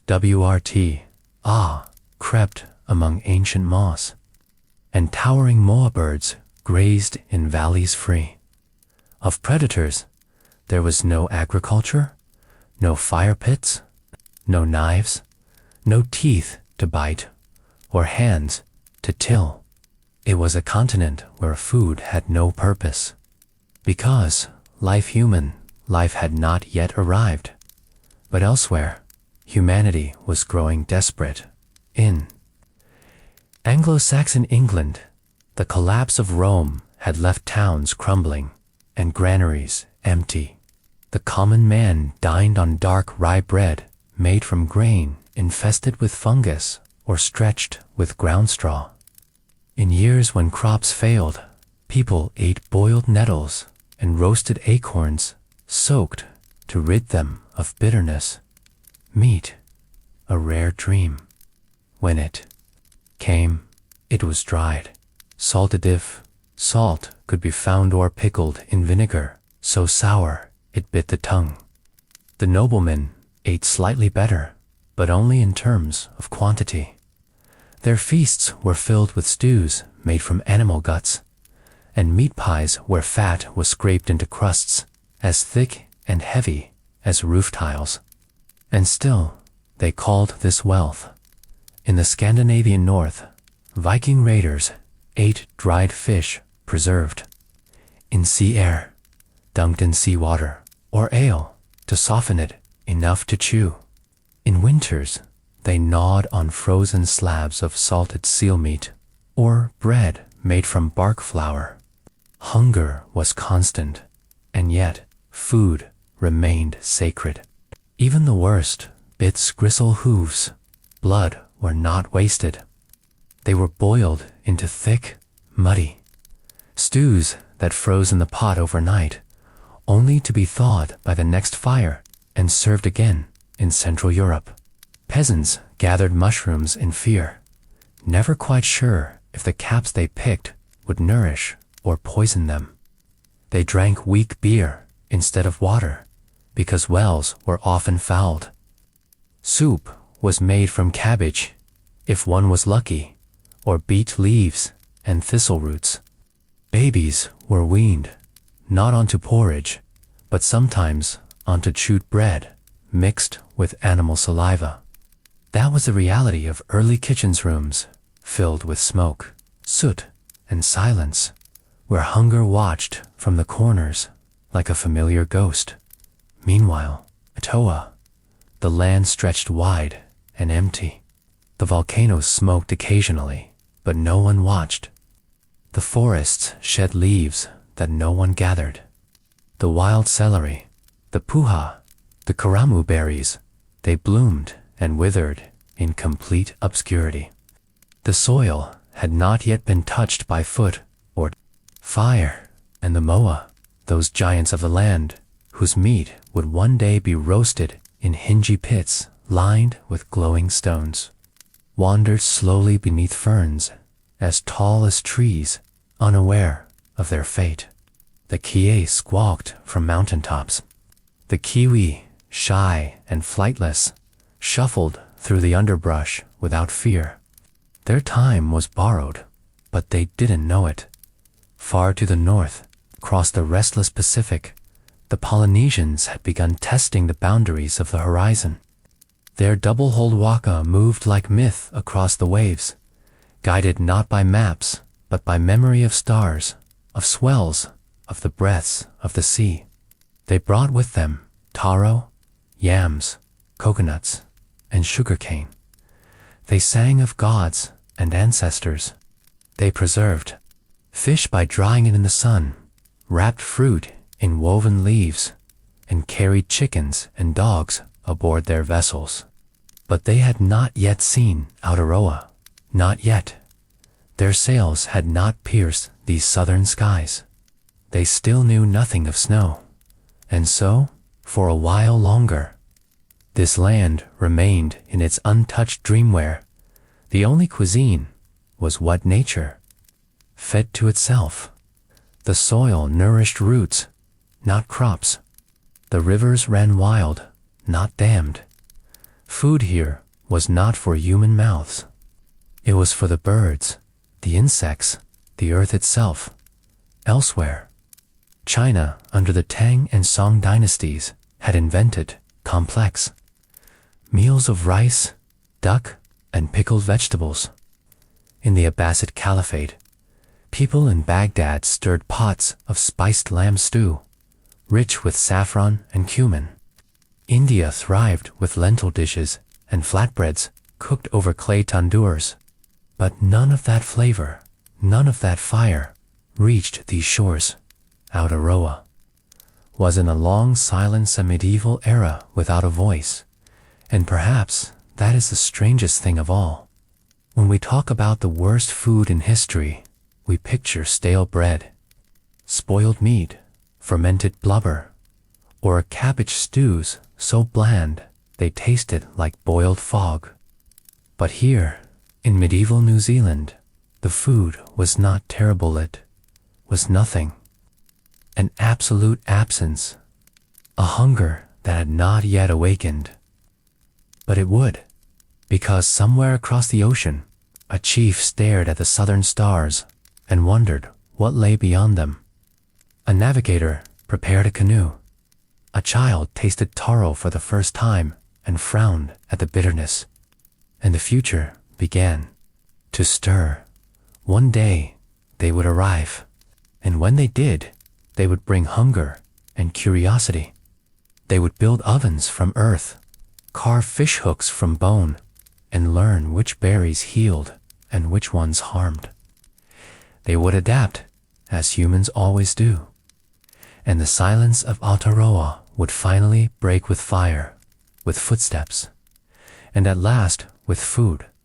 Let us journey to the high Middle Ages, when the world was building castles and New Zealand was just beginning to awaken the first human dream.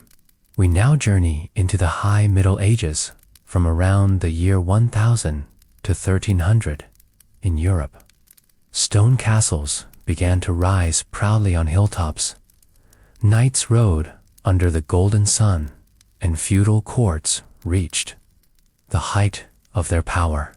But behind the grandeur of gold and velvet, the banquets of the elite hid a quiet tragedy. Food, what should be one of the simplest pleasures in life, was, in truth, a sorrow hard to swallow. Bread was hard as stone, soups were watery, and bland, and game meat reeked of decay, masked only by heavy layers of herbs. For the lower classes, meals consisted of barley, porridge, with well-watered oil, and lifeless like a page without ink. Meat was smoked until dry, soaked in salt so sharp it cracked lips, or buried underground in desperate attempts to prevent rot still. Illness followed many meals. The world, then, was hungry, foul, and rough. Food, from the crumbs in a queen's gown to the charred pigskin in a blacksmith's hand, reflected a culinary culture far removed from anything we might call delicious. Far across the globe, Aotearoa, the land of the long white cloud, was preparing to greet its very first footsteps between 1250 and 1300. The great outrigger canoes of Polynesian voyagers of the Māori touched the cold shores of this untouched land, not with conquest in their hearts, but with the desperate hope for life. They had sailed thousands of kilometers, guided only by stars and the feel of ocean winds, seeking a place to plant, to live. And upon arriving, they began the first chapter of a new civilization, one where food would become their most bitter trial. Aotearoa had no bananas, no coconuts, no yams like those back in Samoa, Tonga, or Hawaii. The land was colder, the winds sharper, and the soil slept beneath thick layers of moss. The tropical plants, they brought precious seeds from home, withered in the harsh climate. Even the Polynesian pigs struggled to survive, so they had to learn how to eat all over again. They discovered massive flightless birds called moisum, towering 3 meters tall, with thick meat but swift legs. Hunting one required the entire village. No one ate alone. They would set controlled fires, herd the birds toward traps, and work together. That first meal, moa, roasted over hot stones, marked the birth of Māori cuisine.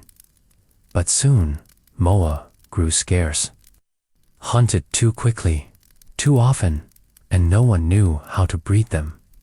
Then came the smaller birds, then wild roots, then seaweed. Every new hunger required new invention. In medieval Europe, people were burning soups, reboiling mutton fat 3 times, even baking pies with wild roots mixed with hearth ashes. Meanwhile, in New Zealand, the Māori developed a way of cooking with hot stones buried underground, a method later called hingi. The food had no spices, no oil, only steam and patience.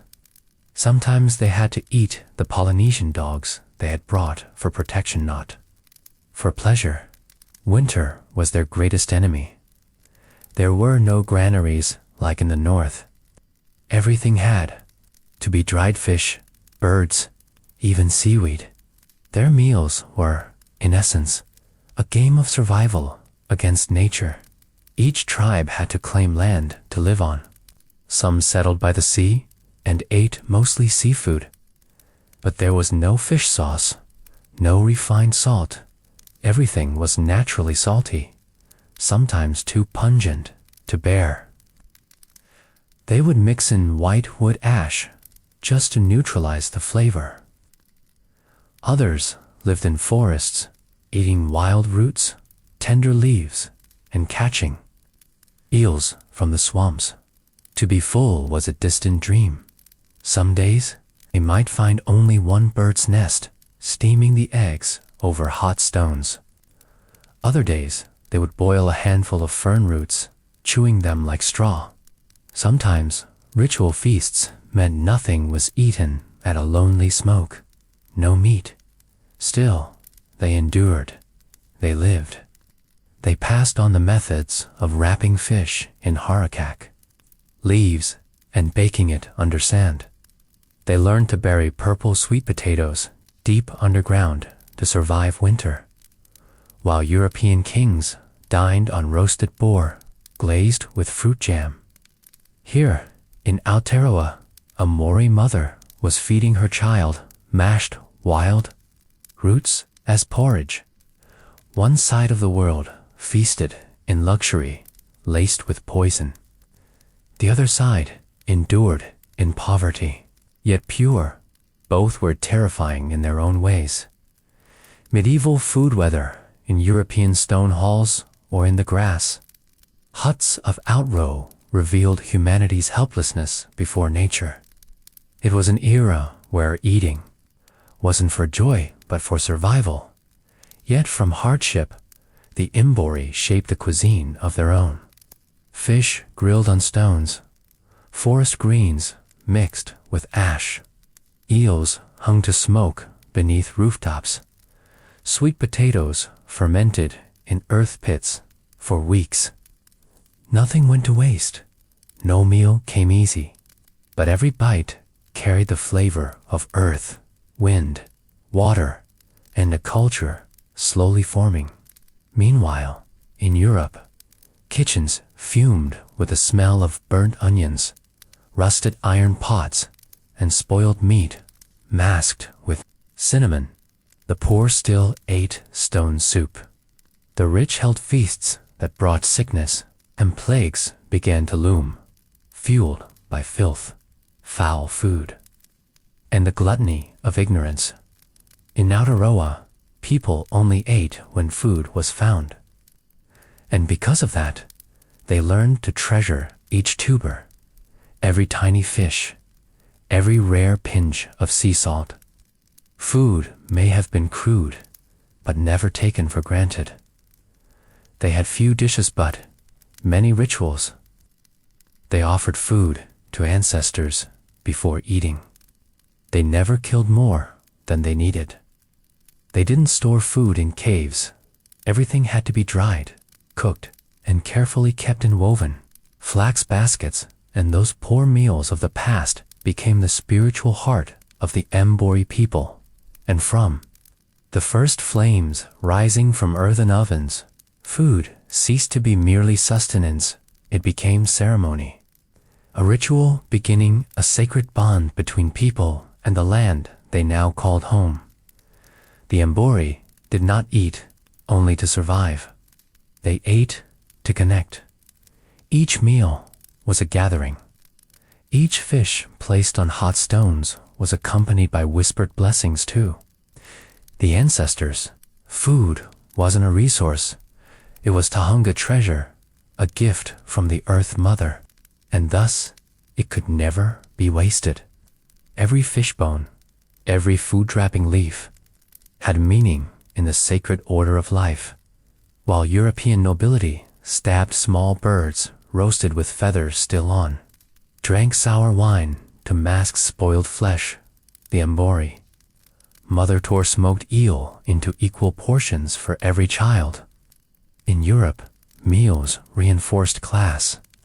In Aotearoa, they preserved kinship. And oddly enough, though food might have been poor, the way they ate made it rich with meaning. One day, winter came early. Wind whipped down from the mountains, keeping fish from the shores. They went hunting. They found nothing. For 3 days, they had only a few pieces of dried kamara buried the month before. Instead of boiling it as usual, they sliced it thin, roasted it on stones, and shared it among the elders and children. No one complained. No one begged.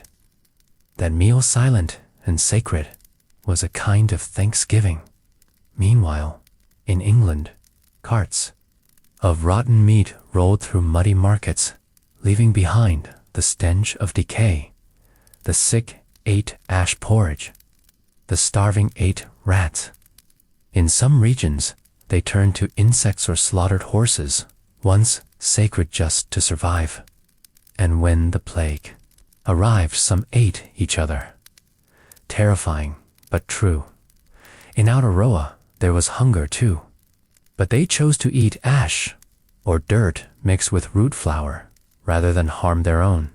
They believed that to eat human flesh was to invoke the wrath of their ancestors. Even in early times, their values forged a deeply human ethics at the heart. Of each meal, the food was poor, but never cursed with blood. Food was the first lesson this land taught the Māori. They learned that not every land grows fruit, not every animal is meant for consumption. And above all, no food is truly delicious. If it lacks gratitude, they began to memorize where fish lived, where edible ferns grew, the seasons when birds laid eggs. They recorded nothing in writing, but in memory. They passed it down through stories, through chants, through the hakaich, stomp a message to the land. Feed us, and we will honor you.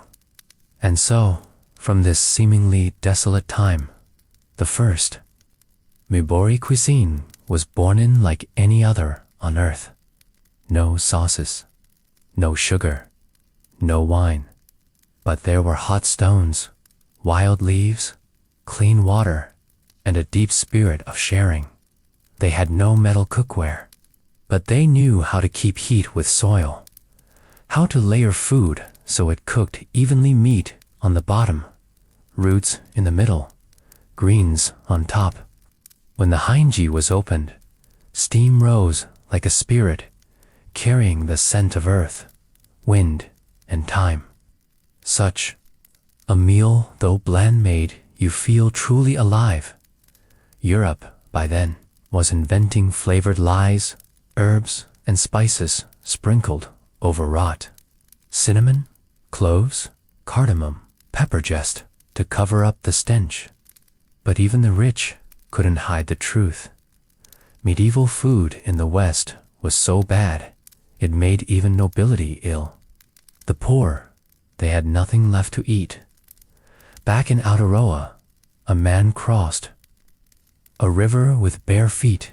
He grilled fish over glowing coals, broke it into half for his child, half left on a stone for the ancestor spirit. No one had taught him this ritual, but hunger had. When food is scarce, it teaches not just how to survive, but what it means to honor every scrap. And perhaps because food in that age was so wretched, the Māori created something beautiful. They didn't use chopsticks or silver forks. They ate with hands, with reverence, with empathy. And from this primal, humble culture of eating something lasting began to grow. Until the Europeans arrived, bringing canned meat, moldy bread, and strong liquor, and with them, a new kind of terrible began to corrupt the Māori table. But in memory, they still held on to the flavor of the past. The taste of fire-roasted fish that saved the whole family. The sacred weight of a single sweet root. The knowledge that eating was not just a necessity, but a way to live.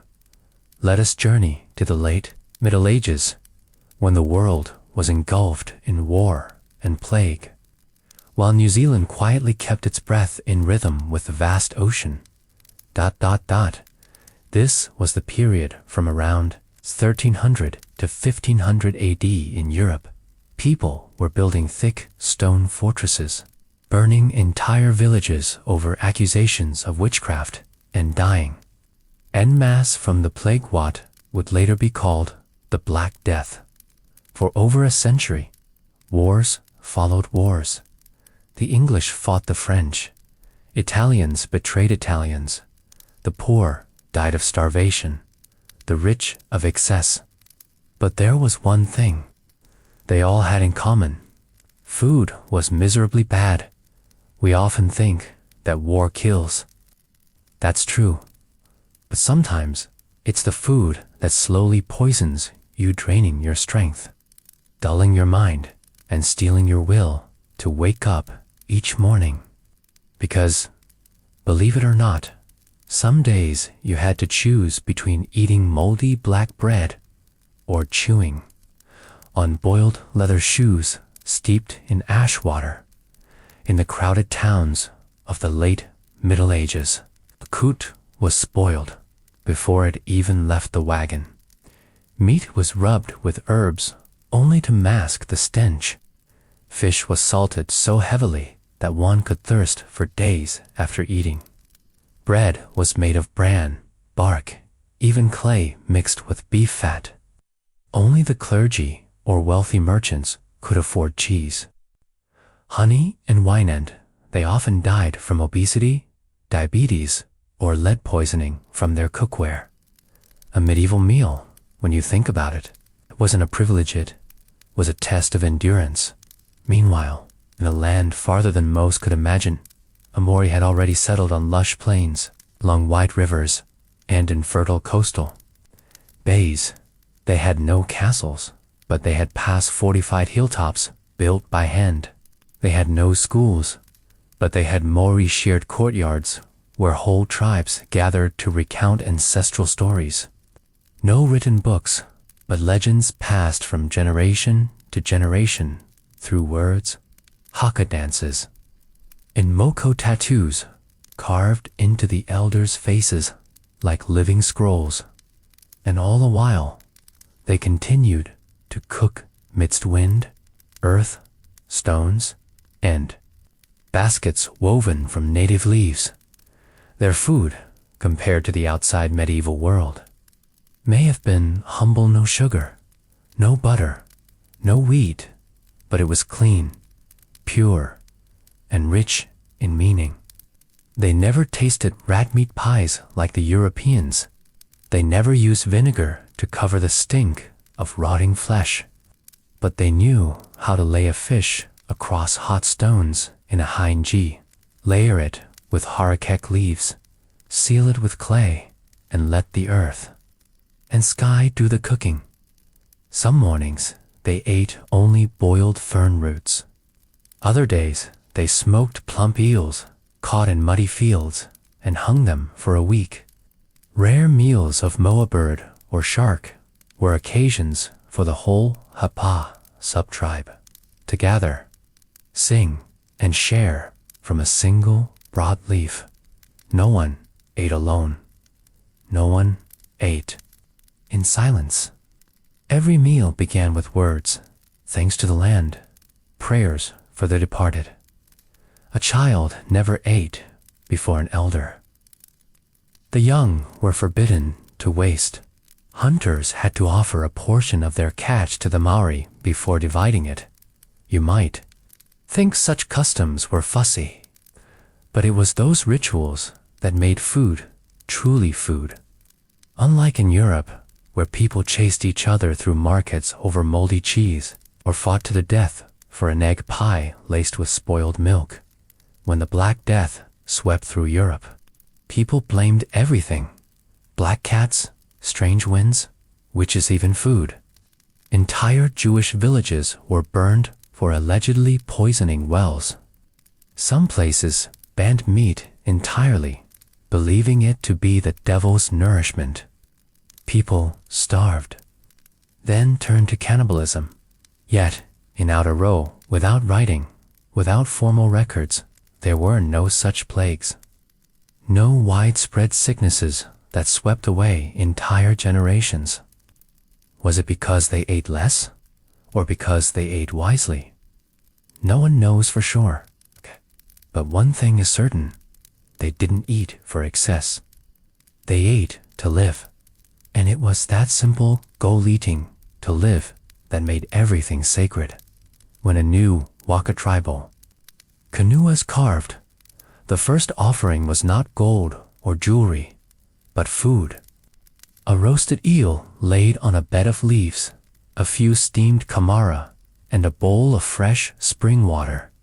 They had no chopsticks, no silverware, but they had clean hands and respectful hearts. Eating was a spiritual act. When you chewed, you were becoming one with the land.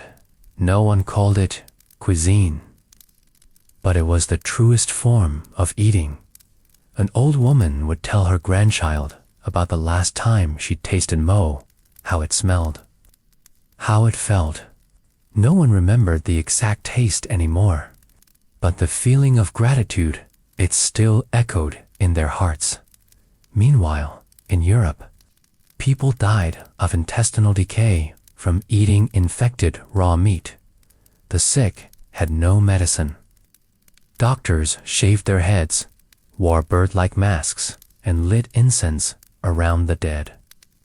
Their food no matter how much cinnamon or wine they added, could not save bodies weakened by their way of life.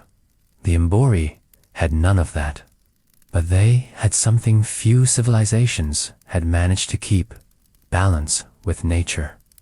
And it showed in every single meal, which is why even though the food was plain and the flavors few, never stopped anyone from living to the Māori of the late Middle Ages. Food was not just substance, it was memory. Every time they lit a fire, they remembered their ancestors. Every time they steamed kamara in a hinji, they heard their grandmother's stories. Some dishes were no longer made, but their names still lived in chants, in haka rhythms, in stories, told at night when the sea breeze whispered through woven huts. They didn't write down recipes. Everything was written in the heart. A daughter marrying into a new tribe would carry with her the way her mother wrapped fish, how her father placed stones in the cooking pit, how her grandfather smoked bird meat. That was inheritance. That was education. That was lineage tied together by a meal. And strangely, it was this very simplicity that made Māori meals unforgettable. No bold spices, no extravagant feasts, just a piece of grilled fish and a knowing. Glansand, that was enough to survive the longest winter. In the West, after the plague, food became a form of power. Those who had it lived. Those who didn't sank to the bottom of society. Hoarding began. Exploitation followed. Food was no longer shared, it was used to divide. But in Aotearoa, every roasted kamara was a symbol of unity. A caught fish never belonged to one person. It belonged to the happer, to the iwai, to the land. And because of that, though their diet may have been modest, the way they ate was a lesson the modern world would do well to learn again. Because in a time when food in Europe was killing people, slowly here in Aotearoa, food helped people truly live. Not to eat for the sake of eating, but to eat in order to live in, to know that they were alive. The wind's over. Aotearoa, grow quiet. The echoes of haka and hearth fade into the mist, leaving behind the resilience of a people who turned scarcity into tradition now. We journey once more, not forward, but backward, across half the world and into the heart of ancient Europe, too. A land of rolling green hills, stone circles, and long-forgotten myths, Ireland. But this is not the Ireland of poetry and song. This is medieval Ireland, a place of hunger, hardship, the daily fight to endure, through wars, invasions, and bitter winters. The Irish clung to simple fare, oats, onions, nettles, and hope. What they lacked in abundance, they made up, for in spirit and stories whispered over meager meals. Let us now return to the cold hearths and sodden fields of early Ireland. Welcome to the next chapter. What people ate in medieval Ireland. 4761500. 300 years of hunger and hardship. Let us journey together to the early medieval period of Ireland, a time stretching from the fall of the Western Roman Empire to just before the Norman invasions period, when the cold winds of the Celtic Sea swept across a rugged and untamed land. Scattered across valleys and grassy hills stood small clusters of thatched huts, the humble homes of Irish villagers who lived not for luxury, but for survival. At that time, Ireland knew nothing of hearty stews, golden loaves of bread, or creamy dairy products as we know them today. There was no chocolate, no coffee, no refined sugar, no cooking oil. Life was slow, and food even slower. What passed for a meal in those days was more like a ritual of survival, bland, repetitive, and often bordering on palatable. The daily fare mostly consisted of gruel, wild greens, and if luck smiled, a chunk of overly salted meat or some acrid, sour cheese with the pungent smell of a barn. The Irish of the early medieval era did not have stoves or firewood ovens. They cooked on dirt floor hearths, usually in the center of their homes. The smoke filled the air, staining everything: hair, clothes, walls, with a scent of ash and burnt fat. It was a house that always smelled like something had just been scorched. Their staple food was porridge, oatmeal, or barley mash. Without fresh milk to pour in, it was often made with plain water or thin bone broth, and sometimes just creek water. They cooked it in clay pots, stirring until it thickened into a paste. They seasoned it with coarse rock salt, if available. If you were ever invited to lunch with a monk from Armagh, a 3-day-old porridge cooked in an unwashed pot might be the special of the day. On special occasions, or after a successful hunt, meat could appear at the table. But don't get too excited. 'Twas usually pork that had been salted for weeks with no refrigeration, smoked and hung by the rafters.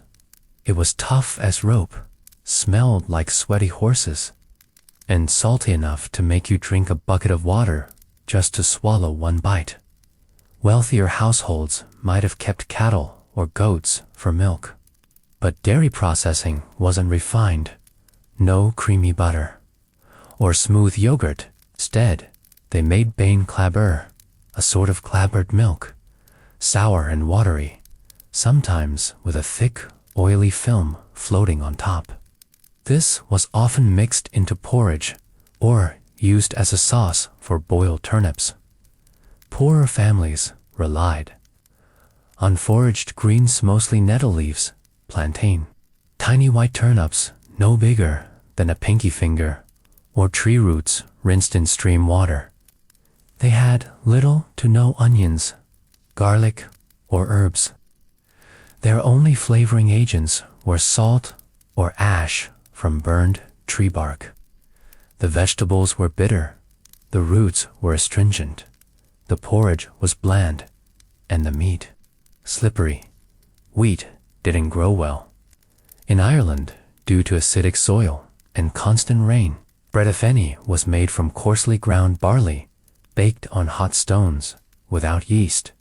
It was thick, dry, and hard as a brick.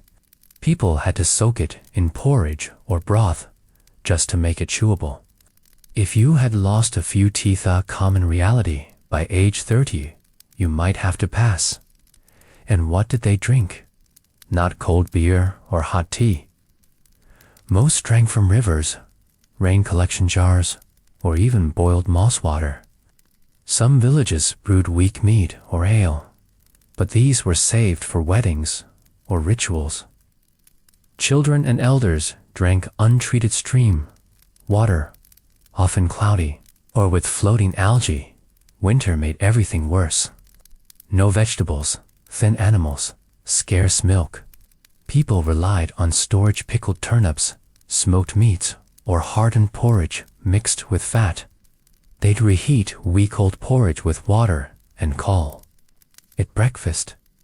If someone had a handful of wild onions or sour cheese to sprinkle on top, they were practically nobility. Another miserable truth was the monotony. Year after year, it was the same routine. Oat, gruel, turnips, nettles, salted meat, stone bread, then back to gruel. There were no new recipes, no spice trade, no written cookbooks. Food was only a means to survive, not to enjoy. Children grew up hungry, with iron-stained teeth and soot on their faces. Mothers mixed clapboard, milk with porridge to lull their babies to sleep. When winter howled through the fields, families huddled around smoky fires, chewing rock-hard bread and sipping thin mead, hoping spring would come quickly. Famine and disease were constant shadows. A single failed harvest could mean death for entire communities. The annals of Ulster recorded famines so devastating that people ate bark and animal carcasses by the roadside. In the Chronican Scotorum, one entry mournfully tells of a year when rain drowned the crops, and people starved in their fields. When monks passed through villages, people begged them to pray for mildew, not to rot their oats. Without modern fertilizer, they used animal dung factive, but stinking. As a result, even their turnips and greens had a lingering scent of manure, despite rinsing them in running water. In larger monasteries, like Clonmacnoise or Glendalough, monks lived slightly better. They planted kale, peas, and stored animal fat to fry roots. But even their cooking was ascetic. Eat to live was their motto, and their meals reflected it. So if you ever time traveled back to Ireland around 700 AD, stepped into a damp, smoky hut, you'd be hit with the smell of burnt fat, rotten pork, and wee-cold gruel. There'd be no cakes or broth. And if you were offered a bowl of thin porridge mixed with clapboard milk, you'd better smile and say thank you, because that's the best they could offer. And as the last ray of sunlight sank behind the bog hills, the village would go quiet except for the wind howling through the cracks, the hungry groans of cattle, and the hollow rumble of empty stomachs. After hearing all this, don't you feel grateful for a midnight cup of instant noodles? Maybe, just maybe, after this tale of early medieval Ireland, you'll look at your groceries with a bit more love and say a quiet thank you for salt, for heat, for choice. Let us journey together to the era of high medieval Ireland, a time still shrouded in mist and the ashes of tribal feuds, when honor was won by the sword and food well. Food was anything but a source of pride. Between the wind-swept cliffs of the Atlantic and the boggy green hills of inland Ireland, people lived in low stone huts with thatched roofs and earthen floors. They were surrounded not by luxury, but by sheep, cattle, and the scurrying of rats in the corners. Their lives were dictated by the changing seasons, deep-rooted belief systems, and an ever-grumbling stomach. Meals were not culinary delights. They were rituals of survival, monotonous, bland, and often barely edible. The day's offerings were usually some version of porridge, bitter greens, a dollop of salted butter, and if fortune struck a slice of meat from a recent feast, or funeral, porridge, or brochin, as it was called, was the staple. Made from coarse oats or barley, boiled with cold water over smoldering peat fires, it turned into a thick, flavorless mush. If you had salt, you were lucky. If you had butter, specifically bog butter, fermented and buried 4 months in marshy pitchu, were practically royalty. But for most, it was just plain gruel, day in and day out. Scooped from cracked wooden bowls, children were sent to forage wild plants, nettles, dandelion leaves, tiny turnips, wild mint. Anything edible was fair game. These were boiled or mashed and poured over porridge. On wet days' end, there were many the family might dine on pickled turnips, hard as rocks and bitter as bark. These meals didn't fill you up. They just kept you from collapsing. Bread. Yes, Ireland had bread, but not the warm, golden loaves we know today. Bread then was unleavened, made from barley or oat flour, shaped into rough cakes, and baked on hot stones or in simple clay ovens. It was dry, dense, and about as appetizing as chewing on a brick. People often soaked it in broth or milk to soften it. Without tea, the common condition by your 30s seeding it became nearly impossible. Water was another story altogether. With no purification, no boiling tradition, and no concept of hygiene, most people drank from streams, wells, or ponds. During dry spells or frosty winters, they might brew root tea to warm the belly. Many men preferred ale or weak mead to avoid dirty water altogether. But drinking fermented liquids all day dulled the mind and didn't fill the stomach. If a family had cattle, they guarded them like treasure. Milk was churned into butter, curdled into cheese, or left to ferment into a sour drink. With no refrigeration, cheese turned slimy in summer or rock hard in winter. Butter grew moldy or discolored, and the infamous bog butter had a smell you'd never forget. Yet it was cherished. It was survival. Meat was rare. It wasn't part of daily meals.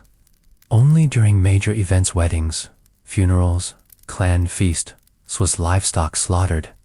The rest of the time, meat was salted and hung by rafters.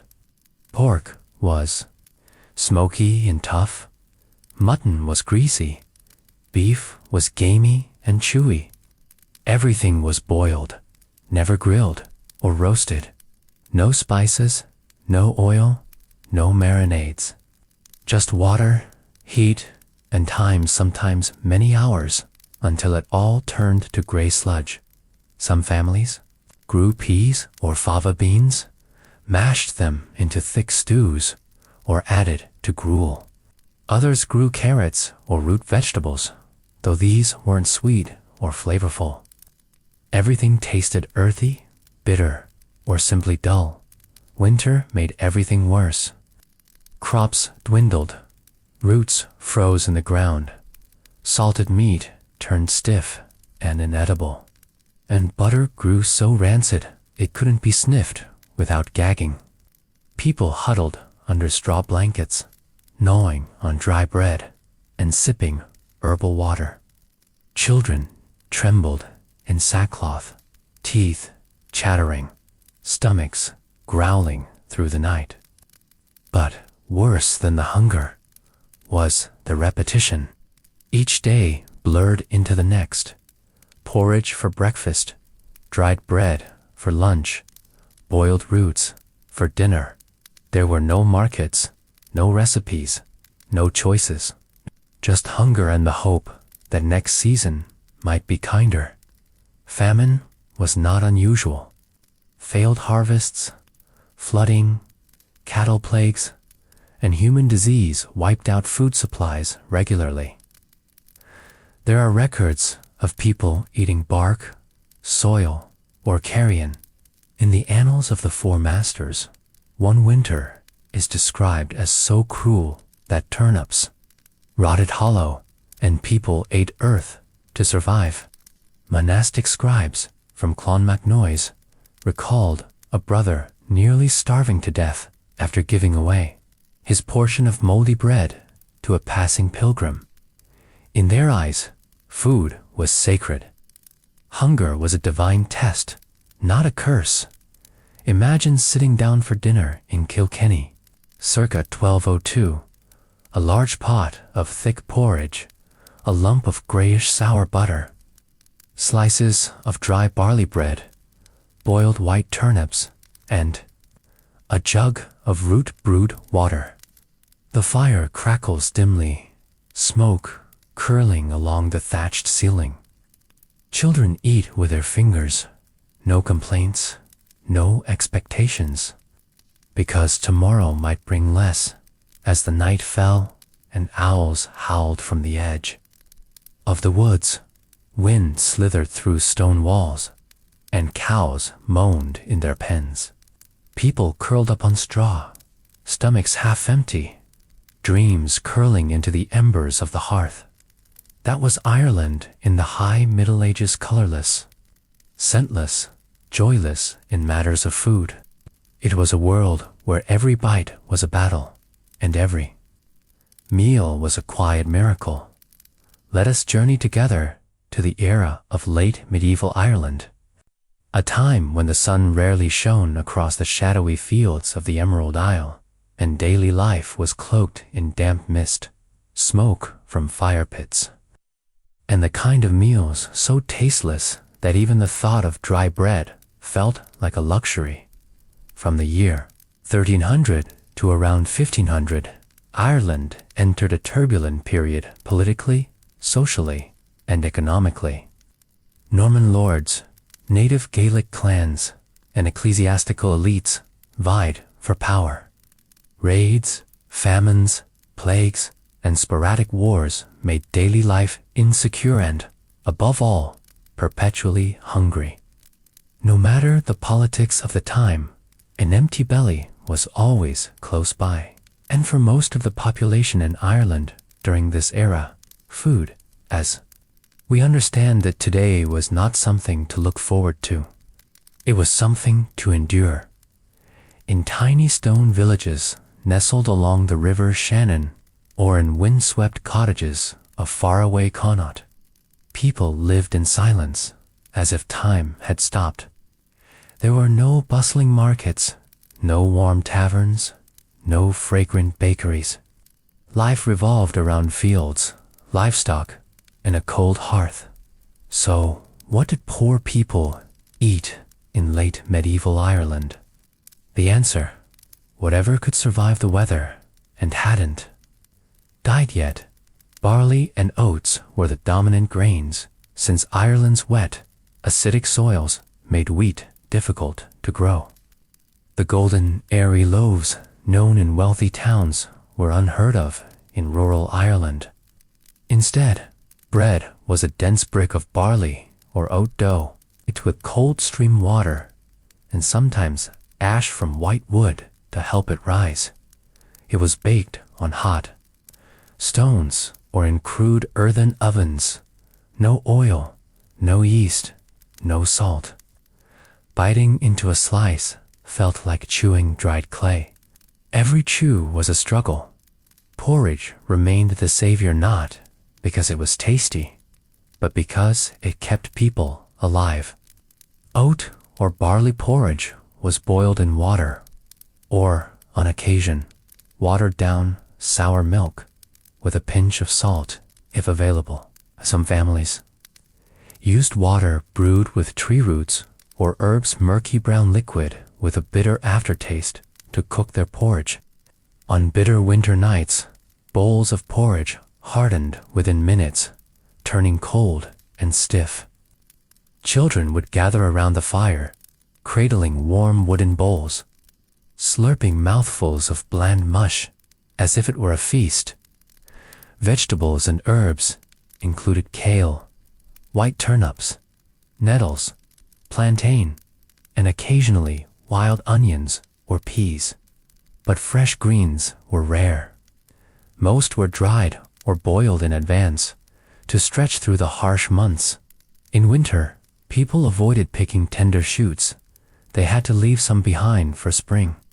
Boiled greens were mashed with a bit of animal fat and added to gruel to help it slide down. Butter and cheese were luxuries. Those lucky enough to own dairy cattle churned milk by hand. But with no refrigeration, butter spoiled quickly. People stored it underground or in cool caves, sometimes for months, sogginily, for years. When unearthed, bog butter smelled so rancid that only the strongest stomachs could manage it. Cheese lacked technique or refinement. It was curdled. Milk pressed into a loose lump sour, gritty, sometimes as soft as mud, or as hard as limestone? And meat? That's the million-pound question. Yes, it existed, but it was rare. Livestock meant wealth. No one slaughtered a cow or sheep lightly. Animals were a dowry, a trade, a family's future.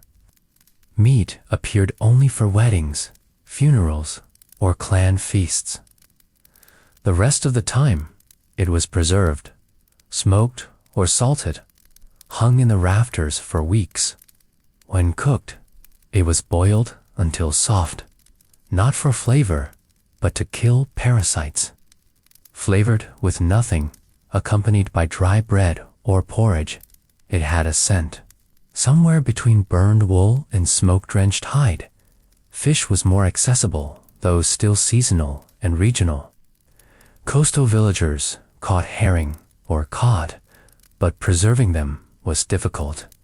Most fish were dried or heavily salted. Dried cod was as hard as bone and smelled like swamp water. Inland families caught perch or eels, but rarely in large enough quantities. In crowded villages, a single fish might be stretched into broth for a dozen mouths and drinks. Besides water, people brewed herbal teas or wort a thin, fermented barley drink. It was cloudy, often sour, sometimes bitter as vinegar. Even children drank it, as it was safer than unfiltered water. Inside monasteries, life was marginally better. Monks had gardens, granaries, and sometimes even butter cellars and smokehouses. But their vows of poverty and devotion meant they ate plainly thick porridge, thin vegetable soup, unleavened bread, and herb water. They believed simplicity brought them closer to God. Then came the plague and the famine. Between 1315 and 1317, records describe the worst hunger in living memory. Rain drowned the crops, barley failed to ripen, hay rotted in the fields, cattle starved. People were forced to eat anything chewable, bark, roots, moss, even carcasses of animals that froze to death. The chronicles speak of whole communities wiped out not by war, but by starvation. A friar from Kilkenny once wrote about a father boiling stones with water and turnip peelings to create phantom soup for his children. People traded shirts for scraps of bread. Others boiled grass or nettles and drank the broth with eyes closed, pretending it was stew. Now imagine walking into a poor family's hut in Galway. Circa 1442. The smoke stings your eyes. The fire is weak. A mother is chewing a hunk of stale bread to soften it for her child. An old man stirs porridge in a cracked wooden pot. On the rough table lie wilted kale, a fist-sized turnip, a jar of dark, foul-smelling butter, and a bowl of sour herb tea. Yet they eat with gratitude, as if feasting, because in that moment they were not starving. And that's the truth. In suffering, people still gave thanks, because having anything to eat, even watery porridge, was already a small blessing. At night, the wind howled through the cracks in stone walls, cows lowed in freezing barns, and the fire slowly died to embers. The village fell asleep, dreaming of summer. A full harvest sand, maybe, just maybe, a slice of warm bread with fresh butter. Food in late medieval Ireland wasn't cuisine. It wasn't art. It wasn't pleasure. It was survival, harsh and humbling. And if you ever find yourself grumbling about a cold meal today, just imagine sitting in a mud hut in 1370, cradling a bowl of bland porridge, gnawing on a loaf like a brick, and waiting for spring to save you. Final reflection: why food sucked in medieval times? Food. We think of it today as a pleasure, a comfort, a photo to share, or a trend to follow. But once, not long ago in the grand scale of time, food was none of those things.